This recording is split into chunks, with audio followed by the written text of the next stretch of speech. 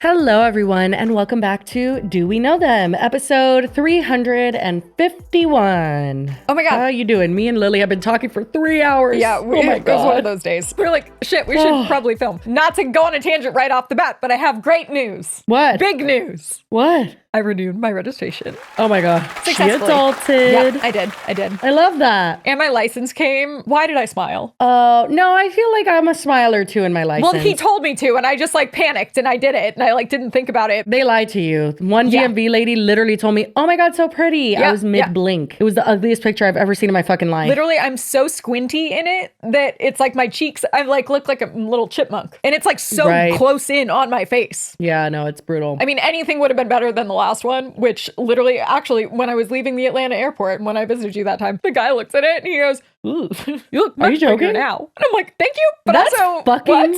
really mean. So it's an improvement, but still not great. Wish I hadn't smiled. But I know that there have been people harassing my Instagram stories and stuff. I mean, I don't post much, but when I do, they're like, have you gotten your registration renewed? That's like people who were annoying the fuck out of me. Anytime I show a clay magnet, they're like, did you make Lily her French toast yet? I'm like, I haven't. No, I haven't. Okay.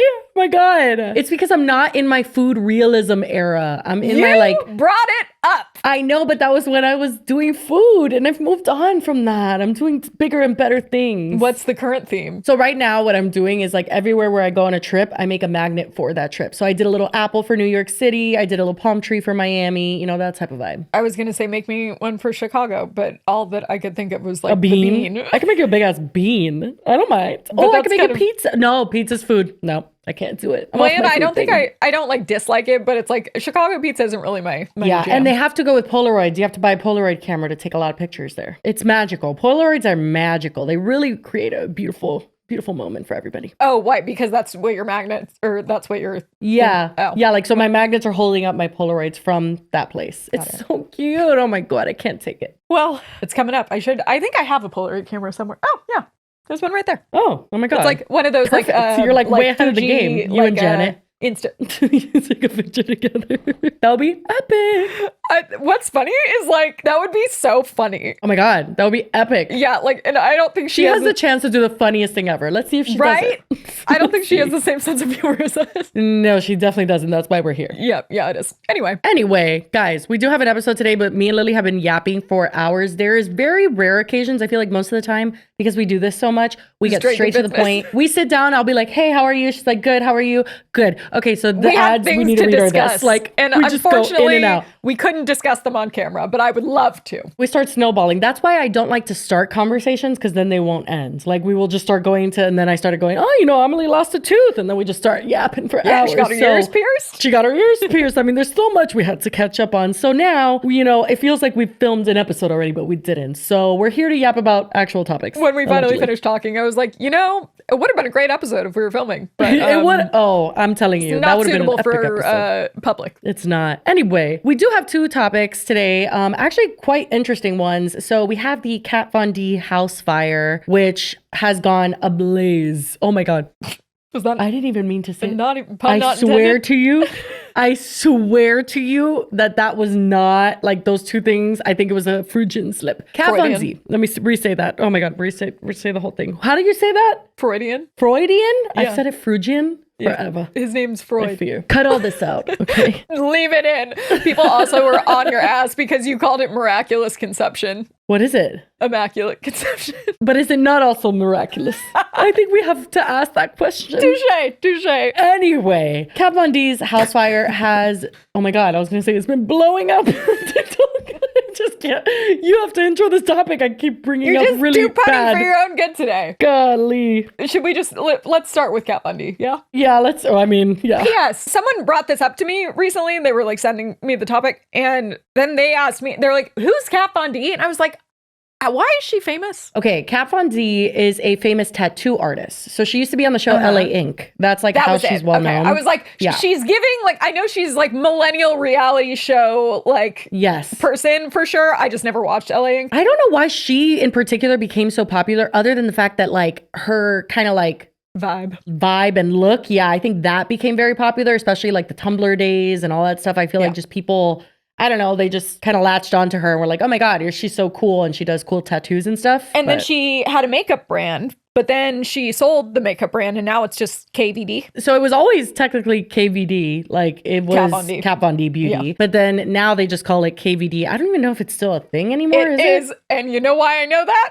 Why? Because my old lipstick that hi Mark hated was KVD. It's Kat Von D. Yep. Oh my God. I can't. I know she's married to somebody that is very, very controversial for reasons we will not get into today. I know she also got into some shit because Jeffree Star, of all people, used to be besties with Kat Von D, and that he outed her for essentially stealing the art that an artist made for her brand and vice versa. Didn't she allege that he stole it? Who stole the art? I think it was Jeffree Star that stole it. Who was the stole thief? The cookies from the cookie jar? No, literally. I think it was Jeffree Star who stole the cookies. Apparently, Kat Von D publicly ended their friendship because she posted a picture of Star with a no symbol drawn on his face. She said that she couldn't be friends with him because his promotion of drug use, racism, and bullying. She apparently pulled her Jeffree shade of her Everlasting liquid lipstick from her makeup line. She cited that Star refused to pay an artist friend, BJ Betts, for graphic design work. Show you what BJ had originally drawn for Jeffree. I mean, he drew him a bunch of logos. Hopefully you guys can see from my phone. But like, you can see like different variations of the star. And then like if you like zoom in on this one in particular, where you see it was a J and then an S, and then you see this little circular thing around this side here. This was the preliminary sketch for the logo that Jeffree uses now, and as you could tell, it was a J and an S before.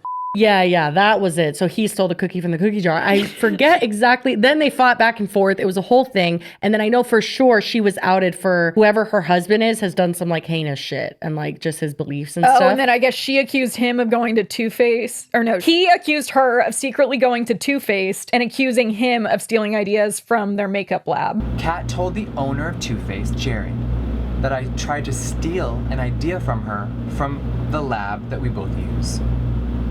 I was like, I felt like someone had slapped me across my face. Someone that I had known for so long betraying me and lying about me, and she's never really done something like that before, or that I'm aware of. So this person told me this. I was devastated, and I wanted to, get all upset and text her right away, but I said, no, let me file this away. Let me take a deep breath. We haven't spoken in months, and I'm just going to file it away and keep quiet. So, you guys have to understand, when she texted me out of nowhere, talking about something that she knew nothing about, I was like I was on one. I was like, is she for real? Like, this can't be what's happening. And I was so saddened. Someone that I'd cared so much for to betray me like that was just awful. So after seeing that, my emotions were very messed up, and I did block her number, 100%. Kat, I have never judged your character online. I have never said one bad thing about you, and I don't plan to now. I am just really hurt that you're telling people that I stole from you and that I stole from BJ. I think that is really the main issue here.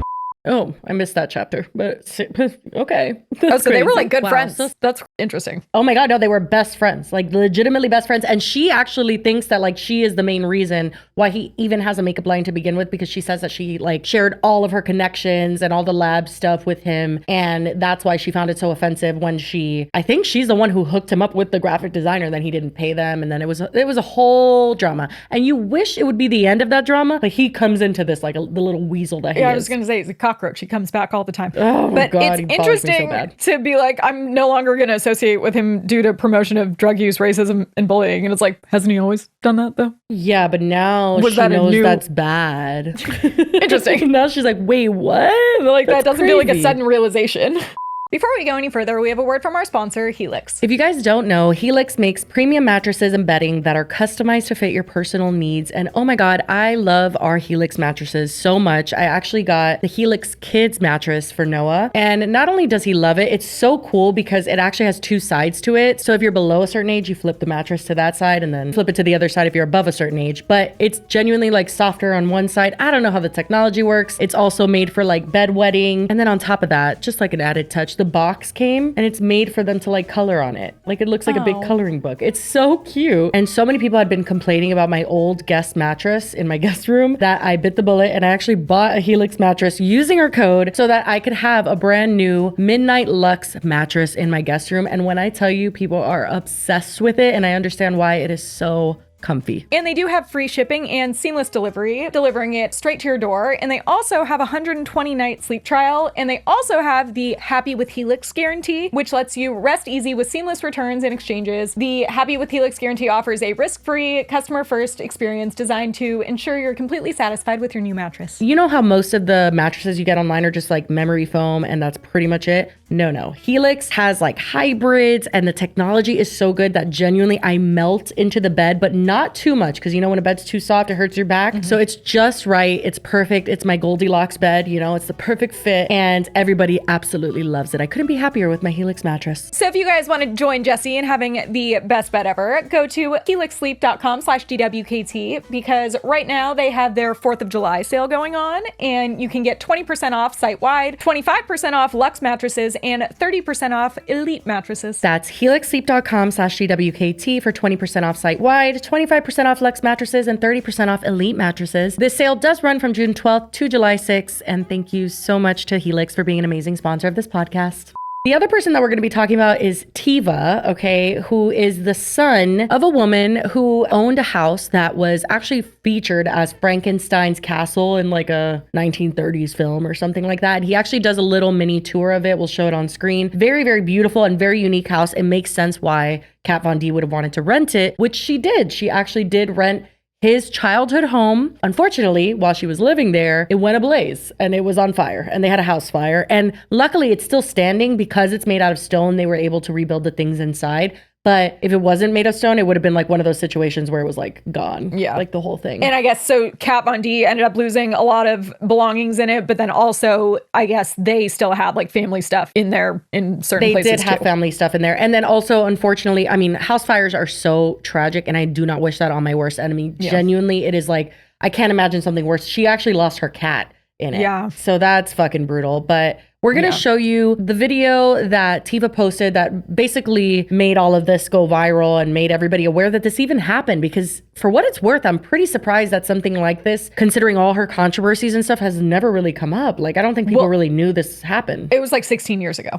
Yeah. But that's like when she was popular. I feel like she was filming LA Ink while she was living here. Yeah, but that would have had to be like, that was 2010. So it would have had to be like on like TV and like tabloid stuff. It wouldn't be as like real time social media. Yeah, like the internet and social media weren't quite, I mean, the internet was obviously around, but like social media wasn't what it was. Yeah. And something to note really quickly before we watch Teva's video is in his bio, it says, "This is my journey to honor my mom through the home she left for me." So she has since passed additional away. Context, and he does explain that. Yeah, is that she had cancer and I think was in remission, but then it came back, and he thinks that it's because of the stress of the house fire and like the rebuilding and everything that came with the house fire. And you'll see that he blames Kat Von D for that. Morning.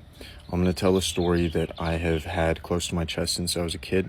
I wasn't able to tell the story or allowed to. Many years ago, my sweet mom had signed an NDA with a celebrity in order to avoid trial and get a settlement. The thing is I didn't sign an NDA because I was just a kid. Well, my mom is no longer here.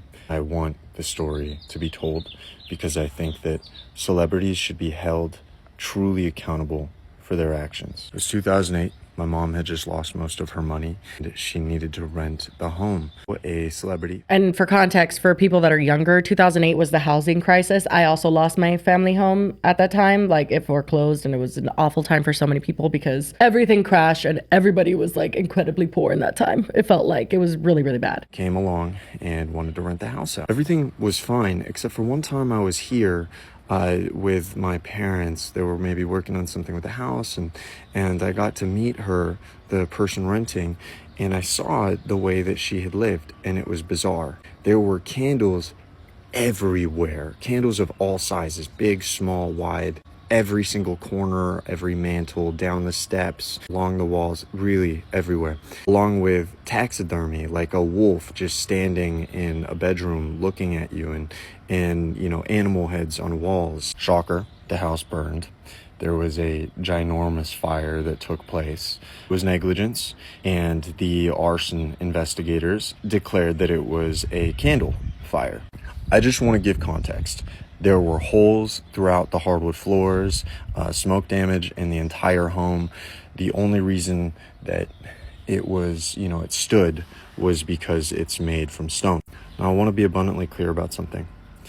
My mom passed due to cancer. Our family believes that the stress of the fires and the restoration process and the lawsuit is truly what brought it back with such vengeance. Another thing I want to make clear is this person that rented the home and then caused a massive fire throughout the house due to her own negligence had the audacity to send my mom hate mail, hateful, spiteful emails. She was in denial. She was a liar, a narcissist, truly a mean person. All the while, she actually used the home and claimed that it was hers on her TV show, which my mom said she wasn't allowed to do, but didn't have the energy or the heart to pursue her for that. Now, I believe that this woman had very dark energy at the time. My mom did, and my dad did believe the same thing. My mom had a halfway written fiction book about the experience because she wasn't legally able to mention this person's name. And she told me she didn't release it or want to finish it because she was afraid of what this person's energy would then bring forth to her. And I feel that my mom's energy will protect me from whatever this person could do with her own energy. We're big on energy here. So, Kat Von D, I am that little kid that you met back in the day, who you destroyed the family home of with your negligence and your candle obsession. Thankfully, my parents won the lawsuit against you, but that didn't take away the stress that both of my parents endured dealing with you. Now, I thought long and hard about whether or not I should forgive this person, Kat Von D, and the truth of the matter is my mom, I don't think, would forgive her for the stress that she put our family through. The life experience is short. When you have to deal with people like this, it really does strip off yours. And I believe that I watched that happen with my own mom in real time. In this world, there are people who carry light energy and then dark energy. People whose souls work for light and dark. Kat Von D, I believe, is on the dark side. And my family, my dear mom, had to be on the receiving end of that. So I do not forgive her. That is my story time about Kat Von D. I don't think enough people know her character. Hello, Kat Von D. That was kind of like a badass way to end that TikTok, because I remember watching that and being like, oh shit, because genuinely, we have said a million times, we're not religious people. No. However, 100,000% believe in energies, and I have seen dark energy in my life, and I do believe that certain people are negative energies, like genuinely. Like, so him saying that repeatedly, I'm like, wow. Much woo-woo there is with what he was saying. If it's like dark, meaning like, oh, she's working for the devil or something. I don't know if that's what he means or if he's just I don't think so. Yeah, I was like, if it is just dark and light, I do agree with that. I'm like, some people are just bad people and you can get that vibe right away. But it's not even just bad people. There's like people that don't have, like they're souls? Not living the same human experience as you. That's the only way that I can truly describe it, because some people use the word evil. Some people use like demons, like whatever that case maybe. I don't think there, and I used to think there might be good in everybody, but I actually don't think there is. Yeah. I think there are some people where unfortunately there isn't good in them. And so him repeating that does make me feel like genuinely that is what his family probably thinks. And when I watch Kat Von D speak, it's weird because obviously I don't know her and I've never been in a room with her or anything, but like there's something about that lady. I will say there really is. It gives me kind of like if I have like an egg stuck in my throat or something like that. Like it's like this tightness in my chest. Like genuinely that's the feeling I get when people are dark. Ultimately, that's kind of like what I'm all about, you know, just a perfect balance of dark and light. Well, I wouldn't say perfect, but you know what I mean. I don't know how else to say it, but it's a woo-woo a little bit, but the just vibe I vibes. get with that is that it's like people that are experiencing, like you said, like experiencing the world one way, which is like reacting and like interacting with other people and like considering other people. And then there's people that it's very main character syndrome, to dumb it down, that it's like they aren't Their considering story is anyone the else. only story that exists on Exactly. the planet. Yeah. Yeah, for sure. But safe to say this was very, very viral. It has 1.3 million likes. Okay, so a lot of views. Now, something that pisses me off royally is that Jeffree Star has commented on this and said, I know what really happened. I'm so sorry your family had to go through this. Of course he does. Of course he does. And then Teva responds, can we talk in private? Going to DM you now. And we do get a little bit of an update on where those DMs went. Jesus. I hope, Teva, that you understand, and you probably don't. That could be completely not true, and he's just doing that to get revenge. Sure, but also, if you want to talk about dark-sided, Jeffree Star is dark-sided. Yeah. Don't invite that energy Period, in. point blank. Yeah. I mean, I don't care to continue to explain why he is dark-sided. It is not just his racist allegations. It's not just X, Y, and Z.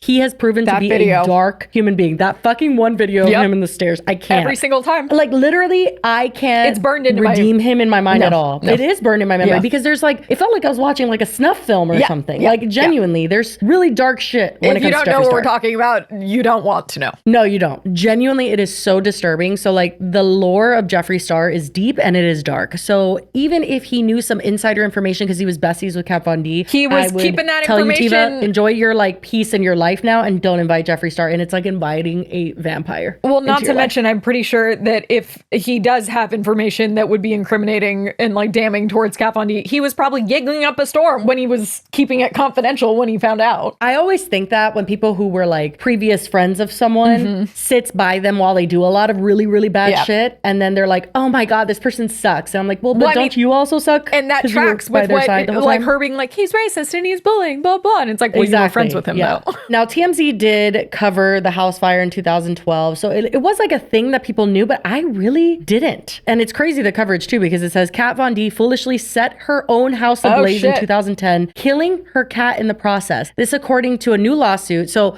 they didn't cover it when the fire happened, or maybe they did, but like it got bigger, I guess, as she was being sued. We'll get into that, for this house fire for nearly $1 million in damages. Okay, because here's the thing. Insurance doesn't want to pay you ever. So it says here, State Farm Insurance filed the lawsuit against Kat today in LA County Superior Court, claiming the 2010 fire that ripped through the reality star's Hollywood Hills home, which it's not her home. That's a whole other thing, is that she kind of like made it seem like it was her home. Of everything, I feel like that's the least weird to me, because like, it's like, if you rent a house, it's your you say home. it's your home. Yeah, I guess that's true. It's just you don't own it. But no, you're right. That rip through the reality star's Hollywood Hills home was her own fault, and she should foot the bill. According to the lawsuit, Kat foolishly placed several lit candles in the house, and the candles then set the house on fire, a fire that killed Kat's feline friend named Valentine. It was no small blaze either. State Farm claims the fire caused $909,199 in damages. Which is crazy considering it was like a castle, like the walls were still standing. It's just everything inside of it. Yeah. State Farm dutifully, how do you say that word? Dutifully, I think. Dutifully, it sounds weird, but okay. They covered the bill, but now the insurance company is suing, demanding Kat pay it back for her own carelessness. So they paid it out, because a lot of insurance claims before investigations are even like wrapped up, they do have to like help you. You know what I mean? Especially like, with fires, kind of it's like people need immediate relief from that. Yeah. But I think that that's very telling. If an insurance company,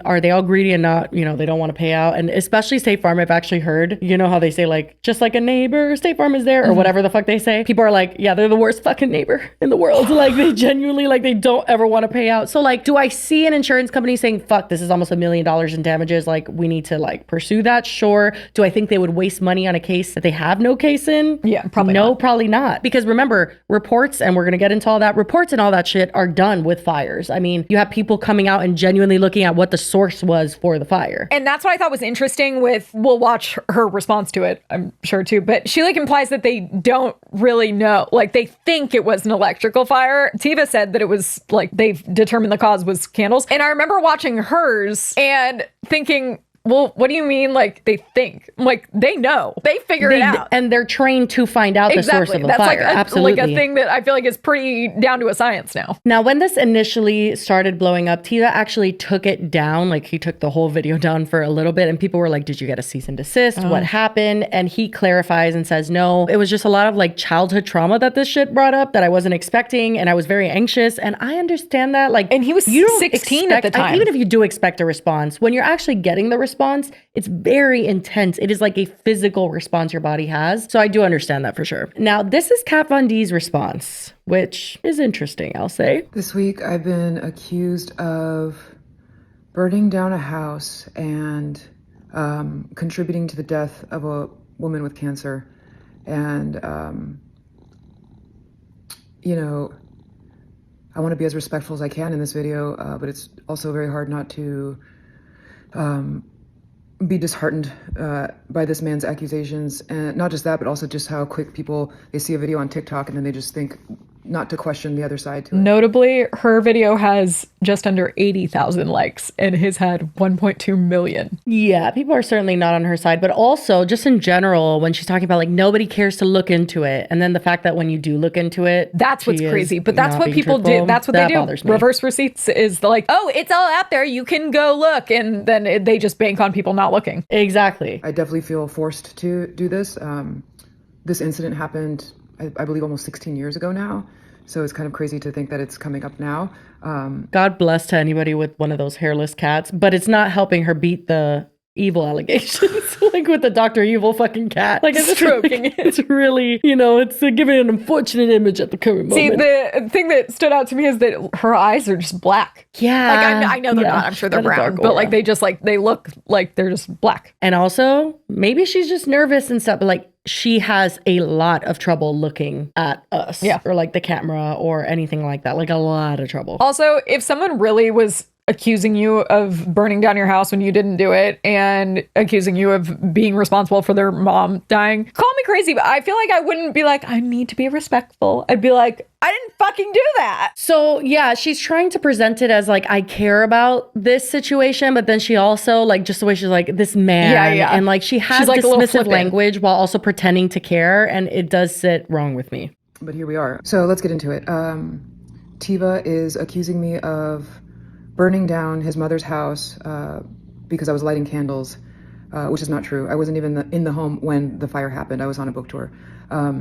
He's also accusing me of having made his mom sign an NDA to where she wasn't allowed to talk about. I do want to say the first time I watched this, I was like, damn, if she was on a book tour, then that's kind of crazy. But then now that I'm watching it back, I'm like, that doesn't mean that nobody was in the house lighting your million candles. Somebody could have been there that you could have allowed, and that's still negligent on your behalf. I was wondering that too. And then I was like, also, did she like start burning candles and then leave to go on the book tour? I'm so dead. I don't know if that would be the scenario that I would believe in the most. I would believe more that she gave access to the home to somebody else. I'm not sure which one it was. But because like then like who is that person? Right. There's a lot of things that like she says, I was on a book tour, but doesn't show anything. Like she shows receipts for certain things, but then really purposefully excludes other things that I'm like, like the ones that would be like the nail in the coffin, like he's lying. Correct. We don't like know. Show yourself on the book tour. That's very public. Yeah. Show us, but she doesn't. A lawsuit or anything that happened with the fire, which is not true either.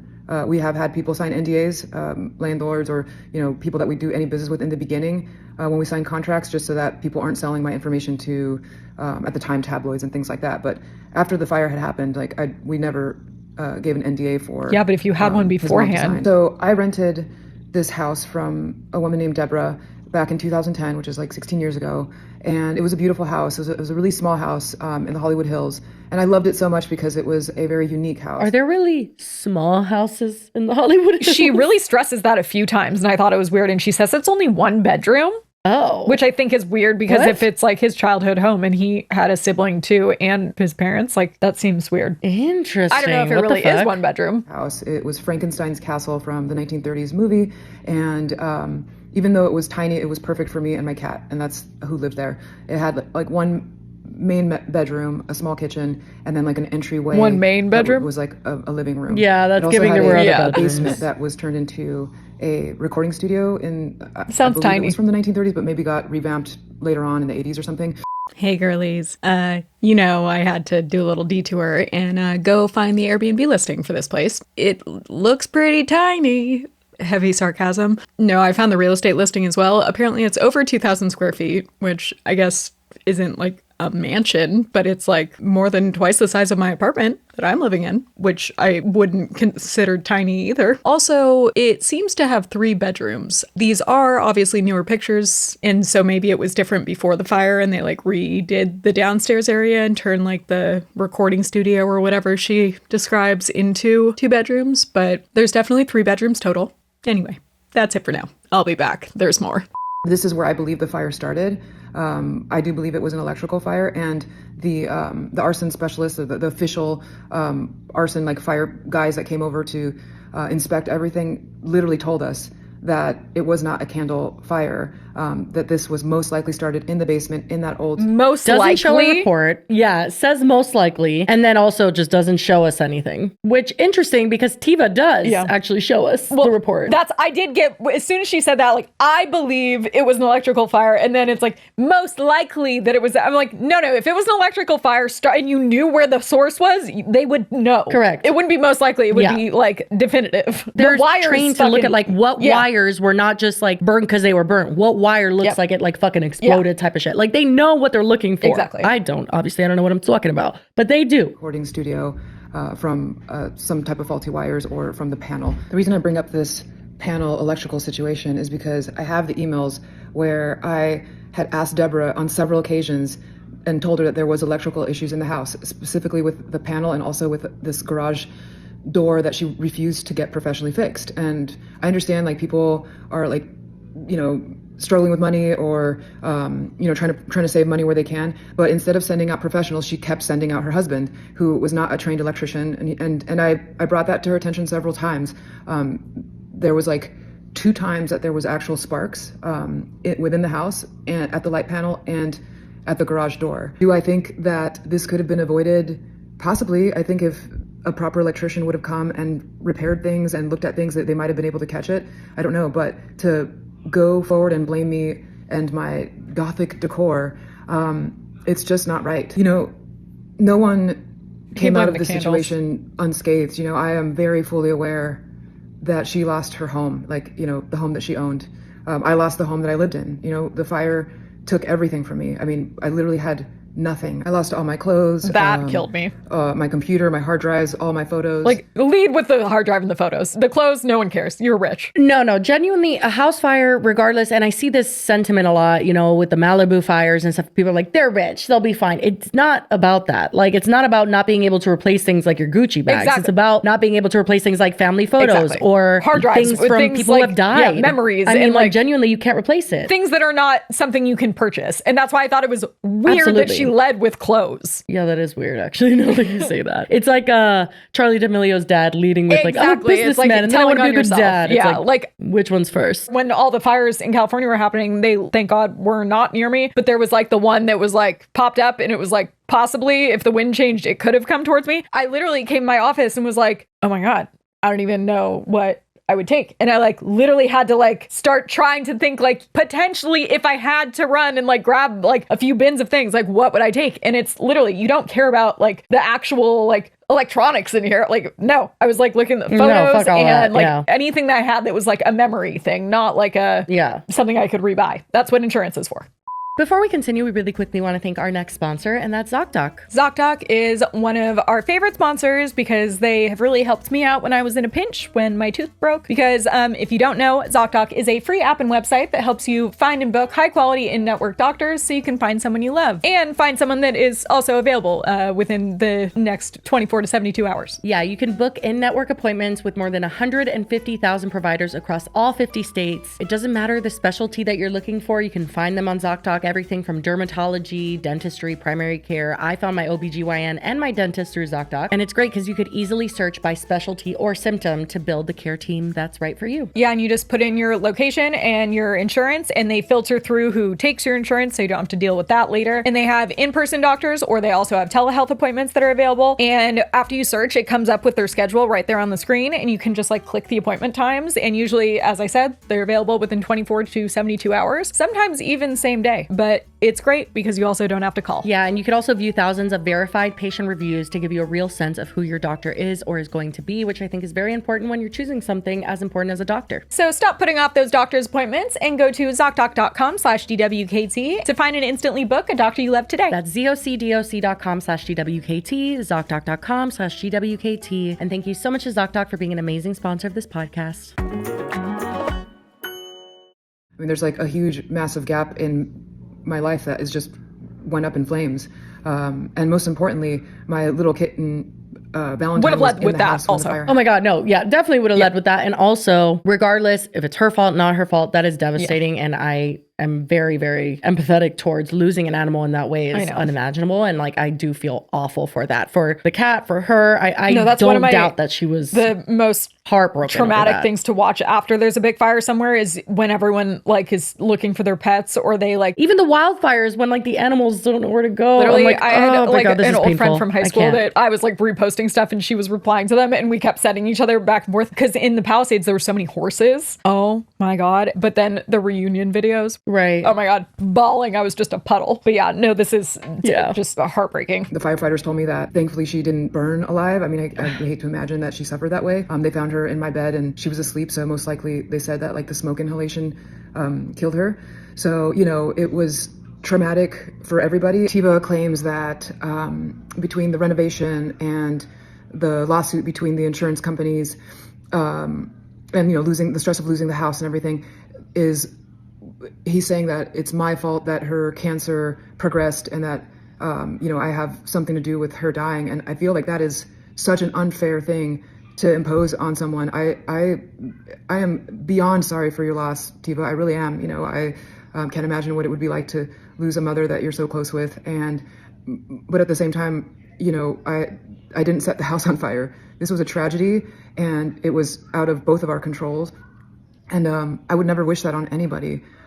So, you know, to frame it in the way that you're doing it it's hard not to take offense to that. So last night as I was laying in bed and seeing an influx of all these comments calling me like a mom killer and an arson and all kinds of crazy things, I prayed about it and lost a lot of sleep over it. And my heart goes out to Teva. You know, he's lost his mom. He was a teenager when the fire happened. And so he's recounting a story through the lenses of, you know, legal a son who loves his documents. mom and whose mom is suffering. So I can't really hold that against him. But what I can hold against him is just the villainization that he's doing. And I hope that he's able to find peace somehow. But I'm definitely not going to be someone's emotional punching bag. It's just not how it works. So anyways, I'll post screenshots of... That's when you sue someone for defamation if it's not true. That's what people were saying. I also, understanding how the legal system works, That's understand a why nightmare. somebody wouldn't do that and they would just go to TikTok and be like, fuck you. But I will say she does put some receipts here. If you had definitive proof that it was ruled that it was not a candle fire and like, I don't know, I feel like something like this, like she would sue if she could. Maybe. Emails now, if you guys want to like hold down and read them. And here's a screenshot of an email where Teva came over with his dad and how he and the family were praising me on the beautiful decoration that I've done to the house on the interior, which later he goes on to, you know, in his TikTok videos now as a 30-year-old man to recount stepping into the house and being spooked out by all the taxidermy and just, you know, making it sound like, you know, I just destroyed the place and made it so scary and awful. I don't understand this receipt at all because genuinely, first of all, he was, like you said, a teenager when this was all happening. He's a full grown man now. You're allowed to like think something's cool when you're a teenager and not now. But also, even if they praised you when you first moved in on your decor and said like, hey, really cool, like literally what this email says is... We don't have to read the entire thing, but it is interesting that she chose to show this because it's that she gifted him like skateboards. And like the mom is emailing her and saying that they were stoked that you gifted him with 3 boards and a few headphones. I thank you. He says, you're the nicest person he's ever met. I don't totally really know how to pronounce this, so apologies if we're screwing it up, but Zach and Teva told me that you've done an amazing job with the inside and that you've got a menagerie of animals inside. Once upon a time, I was thinking of turning the pond into a reptile cage. My son, always looking out for my interests, did happen to mention that the red leather couches are not in the house. I'm sure you've got them in safekeeping somewhere. Just let me know they're okay, all right? So I think that's interesting because it's like, it's kind of giving, they told her what was in the house and then she's making it seem like they were being really nice about it, but like they might not have been. And they also just noticed that she like got rid of their furniture. No, my favorite part is that she's like, I hear you have a lot of animals. I wanted to have animals once, but she means live ones. Yeah. And Kat Von D had a bunch of fucking taxidermy, which whatever, have taxidermy shit all you want. But like them saying this does not negate the fact that if you had a shit ton of candles and one caused a fire, that your decor is something that he does not Well, and like even she's not anymore, even saying like that, but it's like, it doesn't even prove that he thought the house was really cool. It's like, this is something his mom is saying on his behalf, and it's also on both of their behalf. So weird. It doesn't prove anything. And it is also a way for her to be like, look it, they loved me, the nicest person I've ever met. Exactly. Here's an email where I had asked her several times to please hire like certified people to check on the electrical and also other things that were happening in the house instead of sending people who were not qualified. I thought this was interesting because at one point she brings up like day laborers, I believe. And I'm like, I thought that she sent her husband to do everything. Oh, she did very much say that that's who she sent. Yeah. I'm assuming here in these emails, red is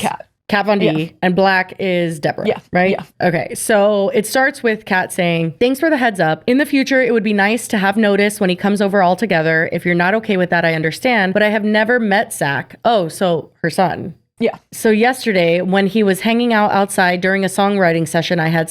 First of all, when did Kat Von D do music? I missed that chapter completely. I don't know. She talks about that recording thing, but... Yeah, I know, like multiple times. I'm like, when the fuck did you ever come out with music? I don't remember that. She strikes me as someone that would dabble in music, but like, I definitely have never heard any of it. Yeah. Anyway, not important. But she says, so yesterday when he was hanging outside during a songwriting session I had scheduled that day at the house, it was a bit unsettling. I'm not complaining. I'm just letting you know how seeing a person you don't recognize hanging outside your bedroom for quite some time can be a bit uncomfortable when doing something as intimate as writing music. I do agree, as a tenant, you should be notified if anybody is coming over. Like, absolutely, that's also, I think it's no-brainer. interesting that she specifies that it's like while writing music. I'm like, I think in general, that would be in general. Tell me if somebody's coming to my house. I assumed because he was talking with the gardeners, he wasn't trespassing. I just didn't recognize him. Oh, so he didn't go inside the house too. He was outside, but still, I think that's still worthy of notice. Once you have figured out an exact time, please let me know so I myself or my sister Caroline can be present during the time of the inspection. This is Deborah speaking. Here is what he reported to me. Number 1, the exterior window sills need to be painted. This is another job in addition to painting the bedroom rooftop that will need to be completed before the rainy season begins. It is possible he will contract a laborer to begin this job as early as next week. And then Kat responds, I didn't know the bedroom rooftop needed painted. The leaks that occur during rainy season are in the main room in the entrance, dripping directly over the second and third step. Because this never actually got fixed, I had a roofing expert come take a look at the problem. Back when it was raining, I was concerned because my computer R was getting wet. I think that's a typo. He took photographs of the roof and showed them to me, and it was alarming how much work is truly needed in order to actually fix it properly, versus a quick temporary fix that will most likely do more harm than good in the long run. I can forward you those photos if you haven't seen them already. Please let me know if you do decide to schedule a laborer. Just because I'm in the middle of writing music and I'll need to schedule my sessions around the noise. The fucking music. She was really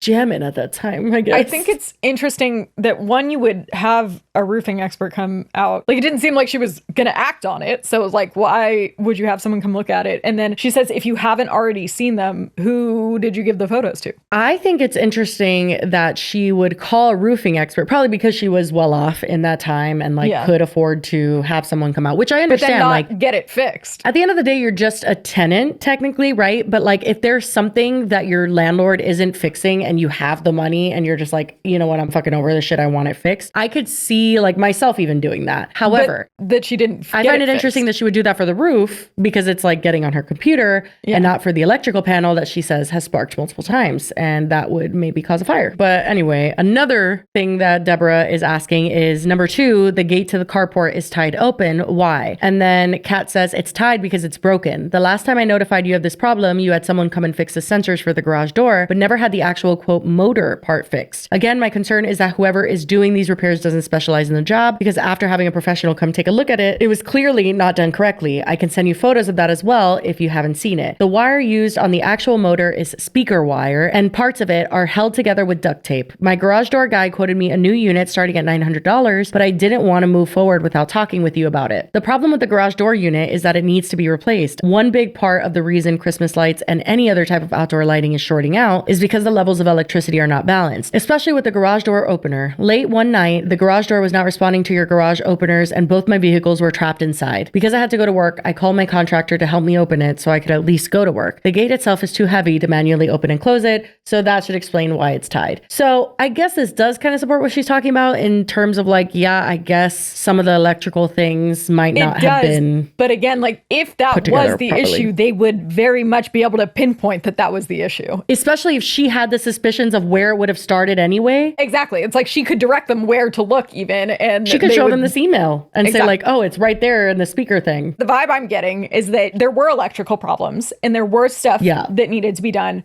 But that wasn't the cause of the fire. And she was like, this is my scapegoat, that she can blame it on this, even though she know, like she might either, I don't know if she's in denial or if she just like doesn't want to get caught and she knows that there was candles burning. Well, that's a lot of money. Almost $1 million is no fucking joke. So like, exactly. Yeah, I would assume she wouldn't want to take responsibility. Like if you had this as like a potential excuse that you didn't realize necessarily that it is not easy, but like that they can pinpoint the starts of fires really well, then like this would be, oh my God, perfect. I've been complaining about the electric already. She goes on to say, trust me, the last thing I want is anything to be harmed, including my 2 cars, my belongings, and of course the property itself. Oh my God. All material things, let alone my privacy. It is your house, so obviously whatever you say goes, but I personally think you get what you pay for, and a lot of times these, quote, easy fixes cost you a whole lot more time, money, and energy down the road. I can agree with that. I think a lot of landlords are cheap with their property. I'm not accusing Deborah of being that, but I'm just saying like I experienced that, especially like when I started renting my house, even contractors would like suggest to me like, if you don't have to fix that, like don't fucking fix it. I'm like, no, we're gonna fix that. Honestly, I don't see anything innately wrong with this email. I think it comes off as like a tenant that's frustrated that like wants some things done. Agreed. And they're all reasonable asks, I think. But again, I think that she's using this as like this is her get out of jail free card. Because like the house happened to have electrical issues. Exactly. And then it also happened to like 2 things can be true. Go on fire. Yeah. Here's another email where she's asking to raise the rent or whatever to pay for her kid's college fund. But at the end, she's praising me for how I've been taking care of the home and how happy she is with me living there. Okay, so this is Deborah. How do you feel about her sharing these emails when Deborah's passed away? Do you think it's a little bit weird? I think it's weird that she's using them to defend herself when they're not. That's not what they do. Yeah, I just think like if it did exonerate her, I would get it. I think that it's just like sitting wrong with me because I'm like, this man is talking about like she's manipulating heartbreak and trauma. And else. Like, now you're trying to use this woman who can't speak for herself anymore, her emails to like exonerate yourself. I don't know. It just feels icky. Maybe I'm wrong. She also is getting to cherry pick what emails she's showing. If there's any that maybe make her look bad, she's not going to. Exactly. Who's going to show them because Deborah's not there. Right. So she's showing ones to make Deborah look like she's not a good landlord and that she's like being really kind to Deborah by like putting up with things that maybe a normal tenant wouldn't. Would you like to cold read this email? I've read it before, so I won't be cold reading, but yes. it's a warm read. Hi, Kat. I don't like to raise rents. In fact, I hate to. It's just that Teva, who started high school this month, is stating his intention to go to college. I'm aiming to put away as much as I can each month toward his college expenses between now and the time he actually starts. I'm wondering, how would you feel about a $225 monthly rent increase? Holy shit. Deborah, I'm sorry to interrupt you, but Deborah used the double dash before ChatGPT even became a thing. That's ChatGPT is the only thing that uses it. That's crazy. We would have accused Deborah of using ChatGPT had this been in 2026. No, because ChatGPT combines them and makes it the MDAT, like the long one. Oh, she just likes to use 2 dashes. Yeah. I personally only use short dashes. I just use the one. Me too. But $225 monthly rent increase. It's not much, especially when you average it out over time, but it figures into the monthly savings plan for him. And I promise I won't raise the rent again next year. Let me know if you're okay with this, and I'll take it up with Brad at FS. Oh, and by the way, I'm wondering if the next time I'm in LA, Caroline could arrange for me to see my furniture you've got stored in your vault. I have some irreplaceable antiques, and I'd feel better if I knew where they were being stored. It's hard to believe, but it's been almost 2 years already. You've been the keeper of the castle, and I'm glad you've made it your home. This woman is so fucking kind. Yeah. Like, genuinely. For a landlord to be like, I feel bad raising your rent, you're just a genuinely, like, good person if you're a landlord and you're like, I'm sorry about raising your rent. I promise I won't do it again. They look forward to that shit, I feel like, normally. Like, that's like their sport. There's like, there's rent caps. Yeah, no, because genuinely, it's like some sick shit where they're like, you like it here? Well, you're gonna have to pay more for that. It's like, why? Has the fucking property tax gone up? Like, what the fuck is that? There's usually no reasoning, obviously. Which, like, for me, I don't feel comfortable. I'm renting my house for like a significant amount less than my neighborhood is going for because I feel like they're being like predatory, like genuinely because of the area and like the school zone and all that stuff. They're just being like fucking insane. I relate to Deborah. I feel like it's like fucked up to just raise rent because you can. Like, I think it's like bad juju, bad karma. So all this showed is that Deborah slayed. Okay. And is also like being very like, she didn't just say like, hey, I'm raising the rent. It's like she's very vulnerable and it's saying like why she's she needs asking it. If it's okay. It's like, if it's not okay, she could just get another tenant, but she wants you to stay. You know what I mean? And not because you're like the best tenant ever and you do nothing wrong. It's just like, yeah, she was being nice. She liked you as a tenant. That doesn't mean that you couldn't have set the house on fire by accident. Before we go any further, we have a word from our last sponsor, IndaCloud. Remember when summer actually used to feel relaxing? You know, you would get off of school and then just be like, oh my God, I have nothing to do. Now we're adulting and oops, we have way too much to do still. Is there even summer for us? It's a distant memory. But lately I've realized, you know, I don't actually need a bunch of summer plans and stuff. I just need moments where my brain finally stops overthinking, overheating, and that is where IndaCloud comes in. If you don't know, IndaCloud is a fully legal online dispensary that has gummies, exotic flower, premium pre-rolls, zero sugar, THC sodas, energy gummies, and extra strength sleep gummies, which my mom has tried out and is a big fan of. Yeah, everything is federally legal, hemp THC, lab tested, and shipped discreetly to your door. I really love that they have a lot of different options, like things that give you energy, like their energy gummies, which for me helps a lot because a lot of times when I am consuming THC products, I get really sleepy. So it's a really nice balance. And another product that I really love from them is their Pineapple Express pre-rolls. I have repurchased so many times. It's a very, very good hybrid and just honestly a great way to unwind after a very stressful day. I mean, I've always preferred a little activity on the couch rather than going out and spending a bunch of money. So I think it's a great alternative. And I love that they just have quite the variety of forms that you can take it in. Like, as I said, they have the soda, they have the gummies, they have like Pop Rocks candy. I have like a gummy rope with like hard candies attached to it. I don't think I can say the brand that it reminds me of, but it's great. And then there's also just like Old Faithful with just the flower as well. So if you're 21 or older, go to indacloud.co, that's .co, not .com, and use our code DWKT for 30% off your first subscription order. That's indacloud.co and use the code DWKT and you get 30% off, and it is shipped routinely and discreetly right to your door, plus free gifts on qualifying orders. Don't forget to fill out the quick survey when you order to support our show, and thank you so much to IndaCloud for being an amazing sponsor of this podcast. And lastly, here is the email where I had to respectfully set some boundaries with her after she berated and yelled at my staff. And, you know, I just respectfully asked her to refrain from calling us because she was yelling so much and just stick to emails. You know, it's stern, but in no way is it hate mail.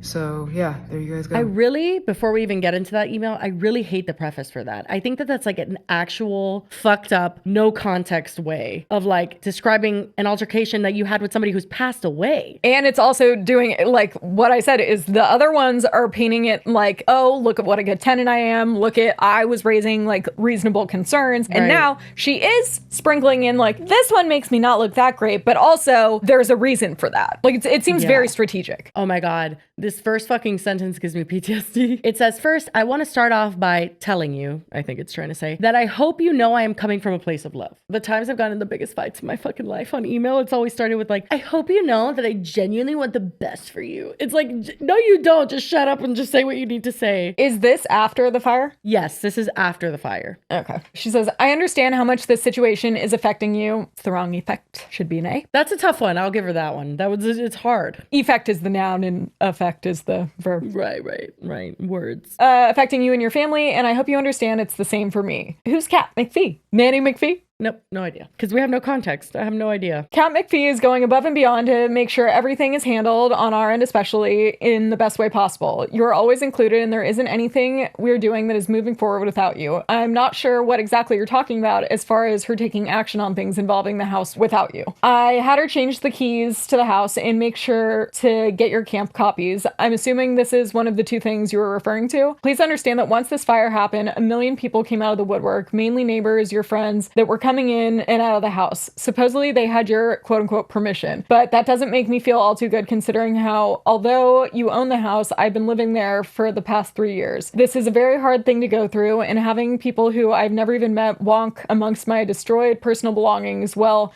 imagine how that feels. I don't need any extra attention to my personal life, and having people discussing the extent of the damage that has occurred. I will say, I don't think she's wrong in that. Like, even if there was a fire, I understand that that's like making everything go a little bit haywire, but like, yeah, that does seem like a boundary I think is fair to set. And it just shouldn't be open to the public, I feel like. Yeah. Then she says, I know that you're most likely in an emotional state of mind right now, and I don't feel comfortable with you having my number. I'm trying my best to stay positive amidst all this adversity, and I'm confident in my team that they're keeping you in on everything. I know you vented to Kat for a long period of time, and by venting, I mean yelled at her, and I need to set my boundaries with you because moving forward, you need to know I respect you and your feelings, and I'm hoping you do the same for me and my team. There's no need to yell at Kat or anyone. I could easily do the same to you. I have instructed Kat from this point on to not be the point of contact with you anymore, and she understands your emotions and where you're coming from and is not taking it personally. So from now on, other than emails to Kat where you copy me and Brad on, I'd prefer you call Brad if you have to talk to anyone about the house. I know your house has been damaged and you've lost things like your family photos and whatnot, but please take into consideration that not only did I lose the majority of my belongings too, including things of much greater monetary value than this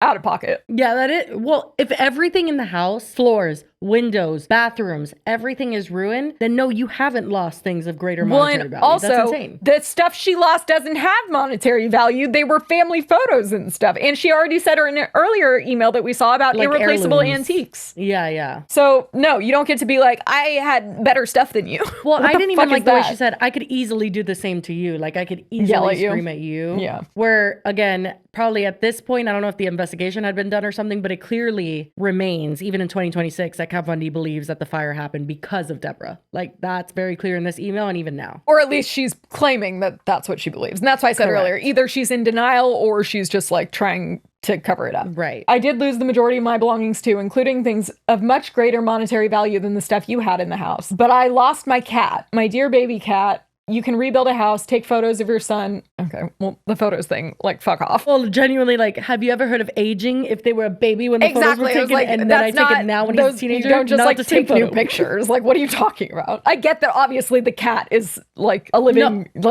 100%. shit. That is the one thing that I would assume she would constantly lead with, and she always doesn't. And that's weird to me. And that she had to, like, attack her stuff. It's like, I lost more than you. It's like, yeah. Correct. Okay. But also, like, the monetary value was more important than the cat. You brought that up second. But nothing can and ever will replace Valentine. I'm convinced this was clearly an electrical fire, which I warned both you and your partner about updating the panels ever since the electricity went out in the garage. And I could be wrong, but in no way will blaming others change the situation. Interesting. I could be wrong. The quicker we both come to terms with what has happened and accept it, the quicker we can move forward emotionally and start to heal. God does not hand us anything we cannot handle. No one other than my beloved animal companion died in this tragic accident, and we need to be very thankful for that. Your family photos, although have sentimental value, aren't worth giving yourself a heart attack. Oh, she didn't die of a heart attack, but that's some dark foreshadowing. Aren't worth giving yourself a heart attack or projecting those feelings onto others who are just trying to help. I want you to know every step into sorting all this out is taken cautiously and respectfully to you and your belongings, as well as efficiently as possible. We are following the insurance company's directions to a T, and I promise you, both Kat and Brad are working super hard to coordinate with you and let you know what's happening on our end. I hope you're able to find some peace in all this. It's hard when you're in the middle of all of it, but please know I will do everything in my power to help you throughout this process. It said something else, but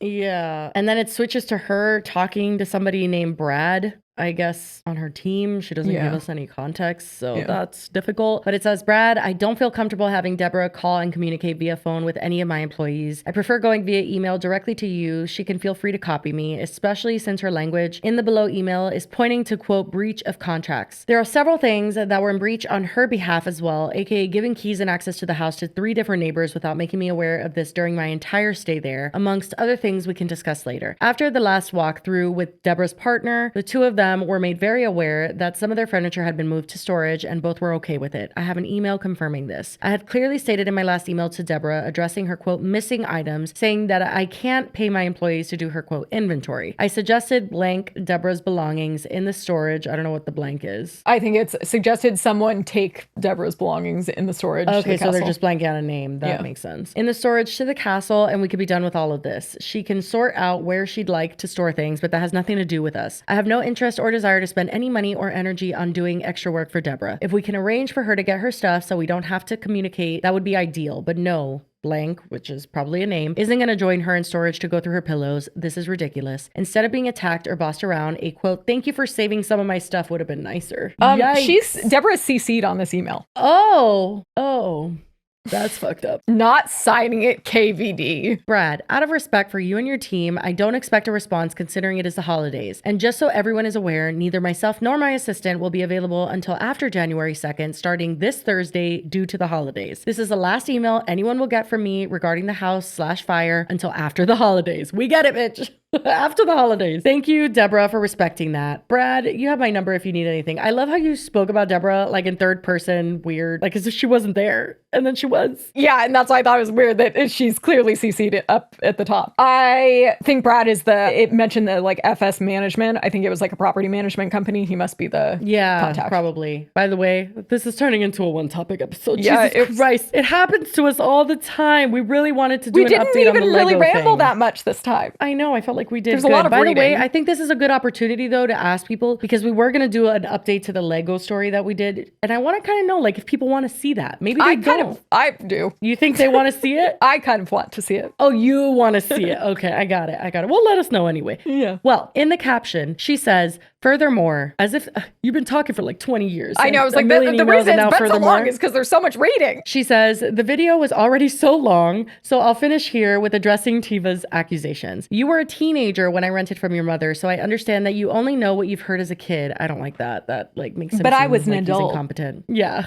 I don't like that. But I was an adult who had a business manager as well as a legal team that kept all files and paperwork, all of which I've gone through now and confirmed since you've posted your videos. Filming LA Ink on the property. Your mom was made aware that I was filming. In fact, she never had a problem with it until episodes aired after the fire. And when she actually did pursue it, unlike your theory that she was, quote, too tired at the time to pursue, she went directly to TLC/Discovery Channel as well as a production company who filmed and owned LA Ink. What came from that, I have no idea, as it was not my business deal to make, but I wouldn't be surprised if she actually did get paid. You spelled paid wrong. Yep. What I do know is that we did check our leasing agreement and nowhere in it did it say I wasn't allowed to film. But unlike your accusation, I never claimed to have owned the house. That's interesting also because speaking from experience on a non-TV show, Mr. Kate did my old apartment. Yeah. It was a whole fucking thing because it was a brand deal. So, because Pottery Barn sponsored it. So because they were involved, they had to like cross all the T's and dot all the I's. And I was like friends with Kate and Joey. So it was like, they would have like overlooked it if they could, but they were like, no, it's like kind of like, we have to get your landlord to sign off on it just in case because we can't risk. Well, I mean, they glued like fucking wood boars to the wall and shit. I mean, they did fall off. That didn't go well. Yeah, I was like, didn't go well when I moved out. No, did not. And then I had the audacity to do it to my next apartment myself, and that did not go well either. Oh my God. Had to pay quite a bit of money that I did not have. Anyway, it was a whole thing because my landlord was such a dick, and he made me go. There was like, I think 9 units in the entire building, and he made me go to each of them and get everyone to sign off on like whether they were okay with it. And I was like, it's not like they're not doing like renovations. It's like they're moving in furniture. It would be like if I was moving in. Oh my God, that's like, so weird. Not during weird hours. It was like, it's going to take like 2 days for like a couple hours each day. Like it's not a huge thing. That's so dumb. He made me get everyone sign it. And even then he still gave me a hard time about it. But all that to say, I cannot imagine that they would film in LA, especially in a Hollywood house. They would not film without having a location agreement. Like agreement from her. Yeah, probably. For for a TV show. So I do think that one is probably not the biggest argument, and probably, I don't think she probably did anything wrong there. Well, she goes on to say, after the lawsuit between your mother's insurance company and mine was settled, where your mother gained over 2 times what the entire property was appraised for, hence the beautiful pool addition to the property. I hate that. I don't like her energy. Yeah. Your mom sent me a cease and desist for posting that photo of me standing in the fire, the same one you used in your video, as well as a tweet that I posted stating it was an electrical fire. I never made her sign an NDA, but she most definitely enforced a clause to silence me about what really happened. We have that paperwork too. And then she addresses Jeffree Star. She says, Jeffree Star, you've since made a new video, which we are not going to watch. I will not entertain that freak. I will not. Saying that you're afraid of my quote energy. That is rich. I will say that's rich. I think that's ridiculous. And that you've spoken with Jeffree, who claims to quote know what really happened. Oh, wait, no. So it's not Jeffree Star making the video. It's Teva making the video. And we're going to watch that in a second. Yeah. That makes a lot more sense. Oh, yeah, because this whole thing was directed to Teva. But she says, I've already disclosed what really happened in my video. So I'm not afraid of you or Jeffree, who is literally famous for publicly lying, especially about me, or attacking anyone with a following to gain any public attention he can. We have a long history, and frankly, it's exhausting how you just won't stop making content about me. That movie is getting old. Lastly, I didn't even know captions could be this long, by the way, but they are. Lastly, I encourage everyone to actually watch Teva's TikTok. And then she tags Teva. Go through and watch how from the beginning of making an account around this house, his entire goal, which he had no problem proclaiming over and over and over again, is to profit off the house. He literally says, quote, it turns out it's not really that cheap to have a castle, so I gotta figure something out. So much of his repetitive content using his mother's death as an excuse to do photo shoots of himself in wet shirts. And somehow that's how he says he's, quote, honoring her. You absolute fucking bitch. You don't get to choose how he honors his mom because you were head to head with her. You fought with her. You weren't kind to her for whatever reason, whether you think it's valid or not. And that's his mom. It's not giving, I want to be respectful. It's not. No. And that's why I don't like, just don't say that then, because we're not dumb. Like, don't say you want to be respectful. You obviously don't. Yeah. I'm not the only one who's calling that out. He literally made a video addressing people who have questioned his sincerity in a lot of his posts. Teva, your mother's house is beautiful, but you don't need to publicly attack me to get attention and business opportunities that your house genuinely deserves. I sincerely hope you find peace. No, you don't. Shut up. I do think it's awfully convenient that none of that made it in the video, so she didn't have to actually say it. Exactly. And somebody commented, why would he lie? He has the receipts to show for it. And she says, what receipts did he have? You should read the caption here. Okay, the one with no receipts in it. Yeah, I was going to say, well, you didn't show any receipts either. So anyway, Teva responded, and we have some more receipts, and then we'll be done. Although Jeffree Star did go on live and talk about how Kat Bundy is an awful person and his pink wig, and I could care less as well. Yeah. I watched Kat Bundy's video. I have email receipts and a lot more. But first, I'm going to play a clip of her gaslighting my family's lived experience.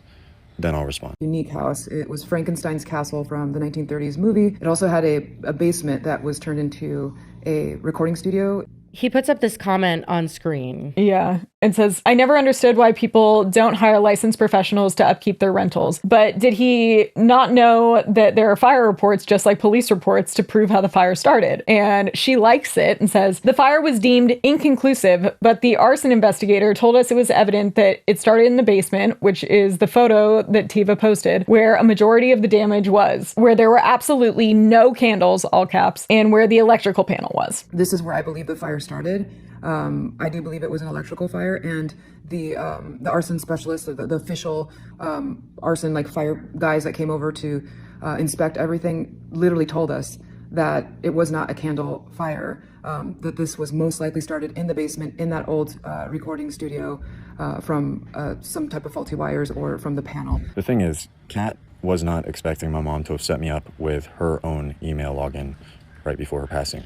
So I have everything. Correspondence between attorneys, insurance demands, preparations for court if it came to that, and most importantly, the fire reports. And I don't know what the comments say, but there's one person saying she deleted my comment that had 80,000 likes. I believe that. So this is an email that is to Deborah from Kat, and it says, hi, Deborah. Thanks for the email and for the info. I am addressing all of your concerns in the below email in red. Let me know if there's anything else. I think this is the beginning of the email we saw. Exactly. Yeah. So this is pre-fire because it's July Right. Yeah. 2010, and I think it happened in like October. I'm going to read from my laptop, but I will put the screenshot on the screen. So she cropped this part out. Oh, wait. Is that what he's showing? Is a piece that she didn't show us of that email? We don't see what she said, but that's Kat's response. Yeah, because the cat sent that last email. I clearly understood you when I first moved in about the smoking rule and respect your request. There is no smoking in the house. The neighbors called the fire department after a candle set off the smoke alarm. Nothing was damaged other than one of my candle holders. I was not out of town. I was in Calabasas running errands. Upon my return, it was apparent that someone had moved the table, my own, that the candle had been on outside. My boyfriend was kind enough to inquire what had happened with one of the neighbors that happened to be outside. I'm not sure who called the fire department. We have the alarm system set up to call me directly whenever something like this happens. Whenever something like this happens. Wait. Am I tripping, or does this sound like nobody was home? Yeah. When the candle was on? No, it does sound like that. That's definitely what this sounds like, because she's like, they didn't know what had happened. Something had to be moved for the candle to be extinguished. So you weren't home and you left candle. Who does that? Damning, I'll say. Yeah. Since the neighbor called, nobody notified me. Since then, I've removed a majority of the candles from my house and thrown them away and have replaced them with battery-operated flameless candles. Interesting. Most the of them. majority, not all. Yeah. She goes on to say that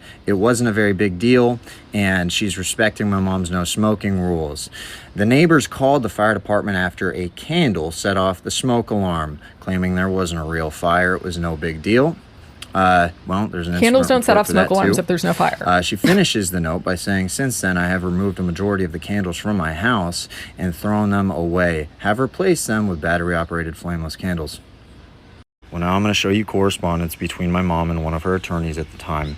It will explain both fire incidents, and this is what really happened. Also, why would you replace and throw away like all of your candles if nothing happened? Yeah, obviously that experience would be scary enough for you to do something to not have that happen again. But it says Drakenberg. Is that her maiden name? Her maiden last name? Drakenberg? It's crazy. It was like, that would be Dracula. That would be, but it's crazy. Drakenberg lived in the property without incident until July 9th, 2010, when the Los Angeles Fire Department responded to reports of a fire at the property. An incident report was prepared by the LAFD, which identified, quote, candle as the, quote, heat source for the fire. Although Drakenberg has taken the position that there was no fire, just smoke. Notably, after the July 2010 fire, Drakenberg advised Dreschbasht, oh my god, these fucking a lot of names. Yeah. Sackbarnia, oh my god, I can't. That she would switch to battery-operated candles. We just went through that. And then there's the second fire caused by Drakenberg, is what this is titled. Just 4 months after the July 2010 fire, Drakenberg caused yet another fire at the property, this time resulting in significant and widespread property damage.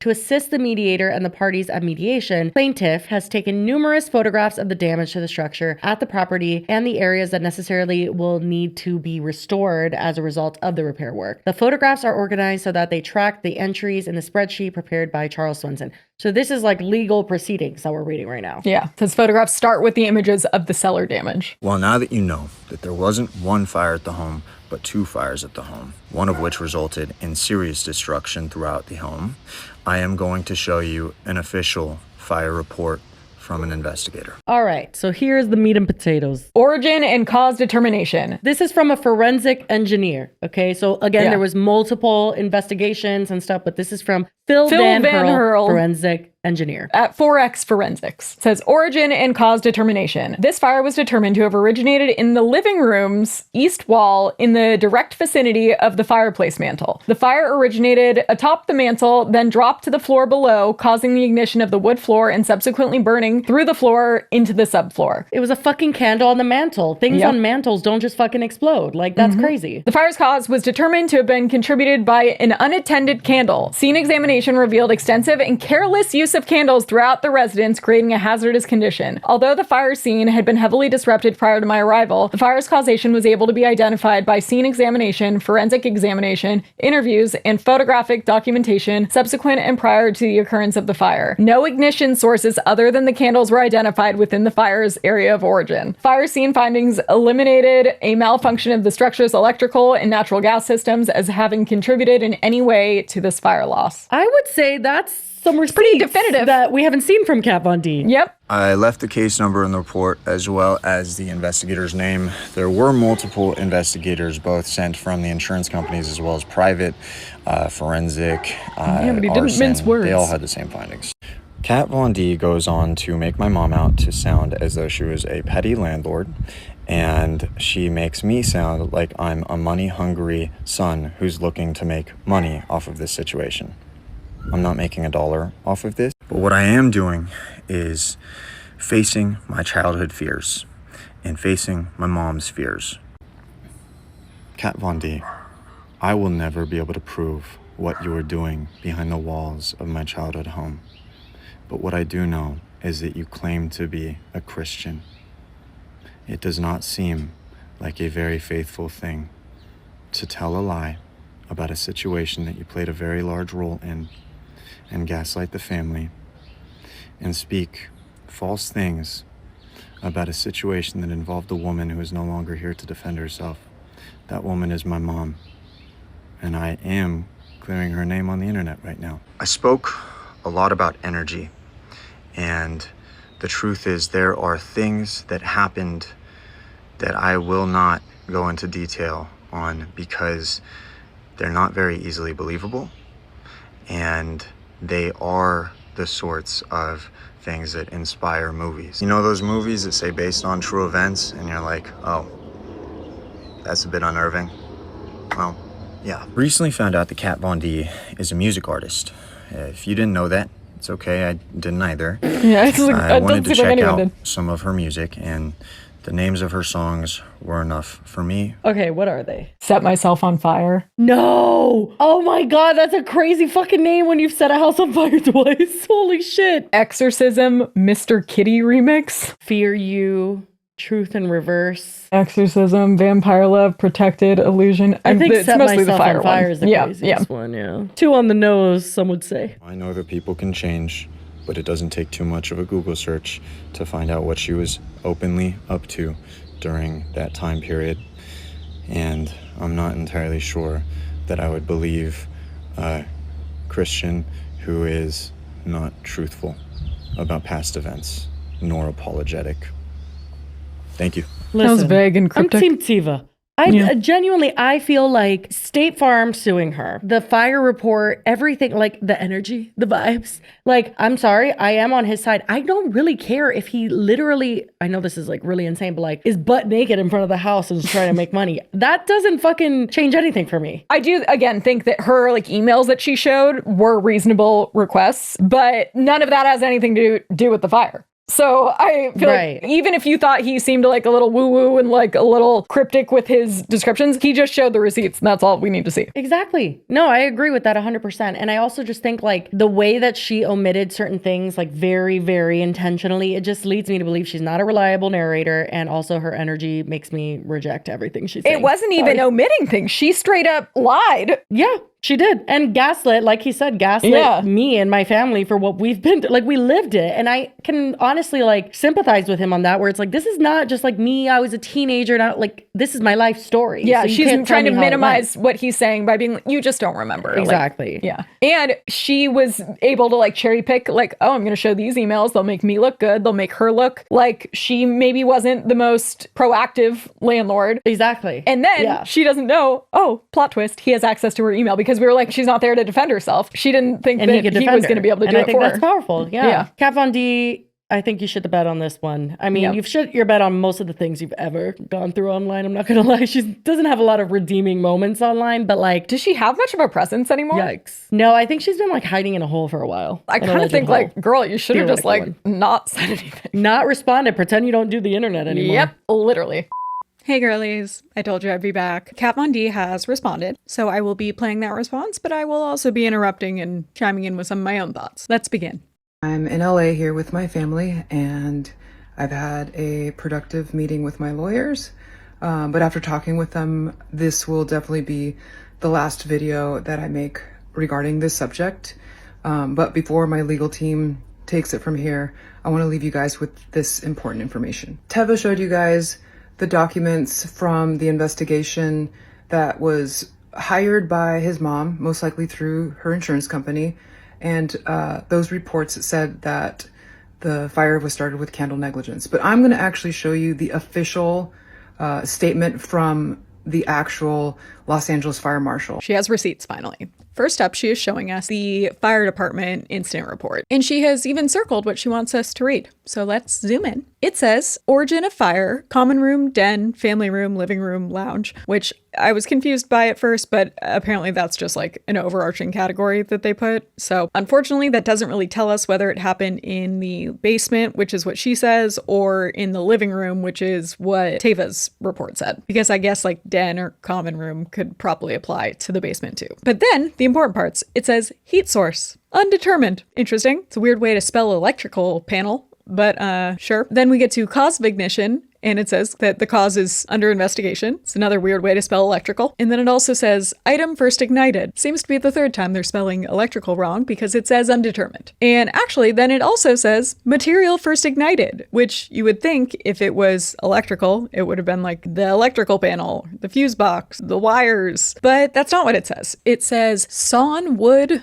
/ including all finished lumber, which seems to check out more with Teva's report, which said that it was the floor that ignited first because the candle fell off the mantle and burned the floor. As if all of those don't already prove to not at all corroborate her story, the paragraph below all of the information filled out says, information contained in this report is intended for the sole use of the Los Angeles Fire Department. Estimations and evaluations made herein represent most likely and most probable cause and effect. Any representation as to validity or accuracy of data contained in this report, except where it pertains to the statistical database of the city of Los Angeles, is neither intended nor implied. Kat, did no one tell you that means that they're not promising this is right and it's not supposed to be used for anything? Because I don't think this is the gotcha moment that you think it is, but I'm also just confused why you would think it is, because literally nowhere on here does it say electrical fire. It doesn't say candle either, I'll give her that, but it doesn't say electrical fire, so where did you get that from? It also doesn't say it starts in the basement. I guess technically that could apply to the basement, like I said, but still, none of this is clear, and then the cause is under investigation. Oh, and P.S., it might be wrong, so don't take it seriously. Let's see what else she's got. As you can see, it does not say that the cause of the fire was candle negligence. It also doesn't say that it was electrical. It says that it is undetermined. It's what I've been saying from the very beginning. That's not what you've been saying from the beginning. You've been saying it's an electrical fire consistently from the beginning, and that is not what that said. The other point that he brought up was the lawsuit. You know, I see so many people saying, well, Kat, you know, he won the lawsuit, so it must mean that he's right. Actually, no, he didn't win the lawsuit. There was no lawsuit in front of a judge and jury. We actually arbitrated outside of a court. At that point, my lawyers strongly suggested that I settle, which would have not kept us tied up in the court system for years.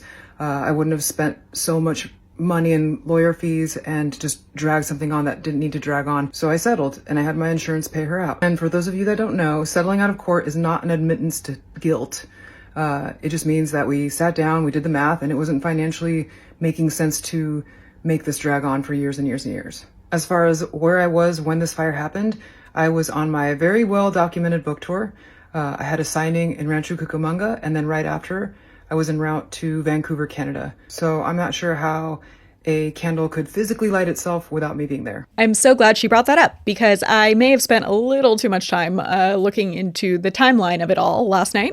Okay, so you guys, oh my God, I had this whole timeline worked out that I thought was correct. Kat has repeatedly said that she was on this book tour. It happened in the middle of her book tour. She wasn't home. She was on the book tour. So I built my entire initial timeline around the fire taking place on 11/21, because that is what the court documents with State Farm say. And that's also what it mentioned in like a different news article that I'd seen. So I was just going off that. And 11/20, she had a book signing in Rancho Cucamonga, which is in the Inland Empire, which is 50 minutes away from LA. So my thinking was she definitely like probably would have gone home. Like she wouldn't have stayed in Rancho Cucamonga if she was less than an hour away from home. And she had been tweeting that she was going to Vancouver the next day. So 11/21, she was flying to Vancouver. I was like, well, I mean, yeah, if she's going to leave the country the next day, odds are she's probably going to go home and get a good night's sleep in her own bed, snuggle her cat maybe, and then leave the next day because then she would be gone until like mid-December. So my theory then was that like maybe she could have lit the candle, I guess, before she left, and then maybe it was like burning all night, and then she left early in the morning for her flight and was in a rush and forgot it. And it was just like this horrible accident, which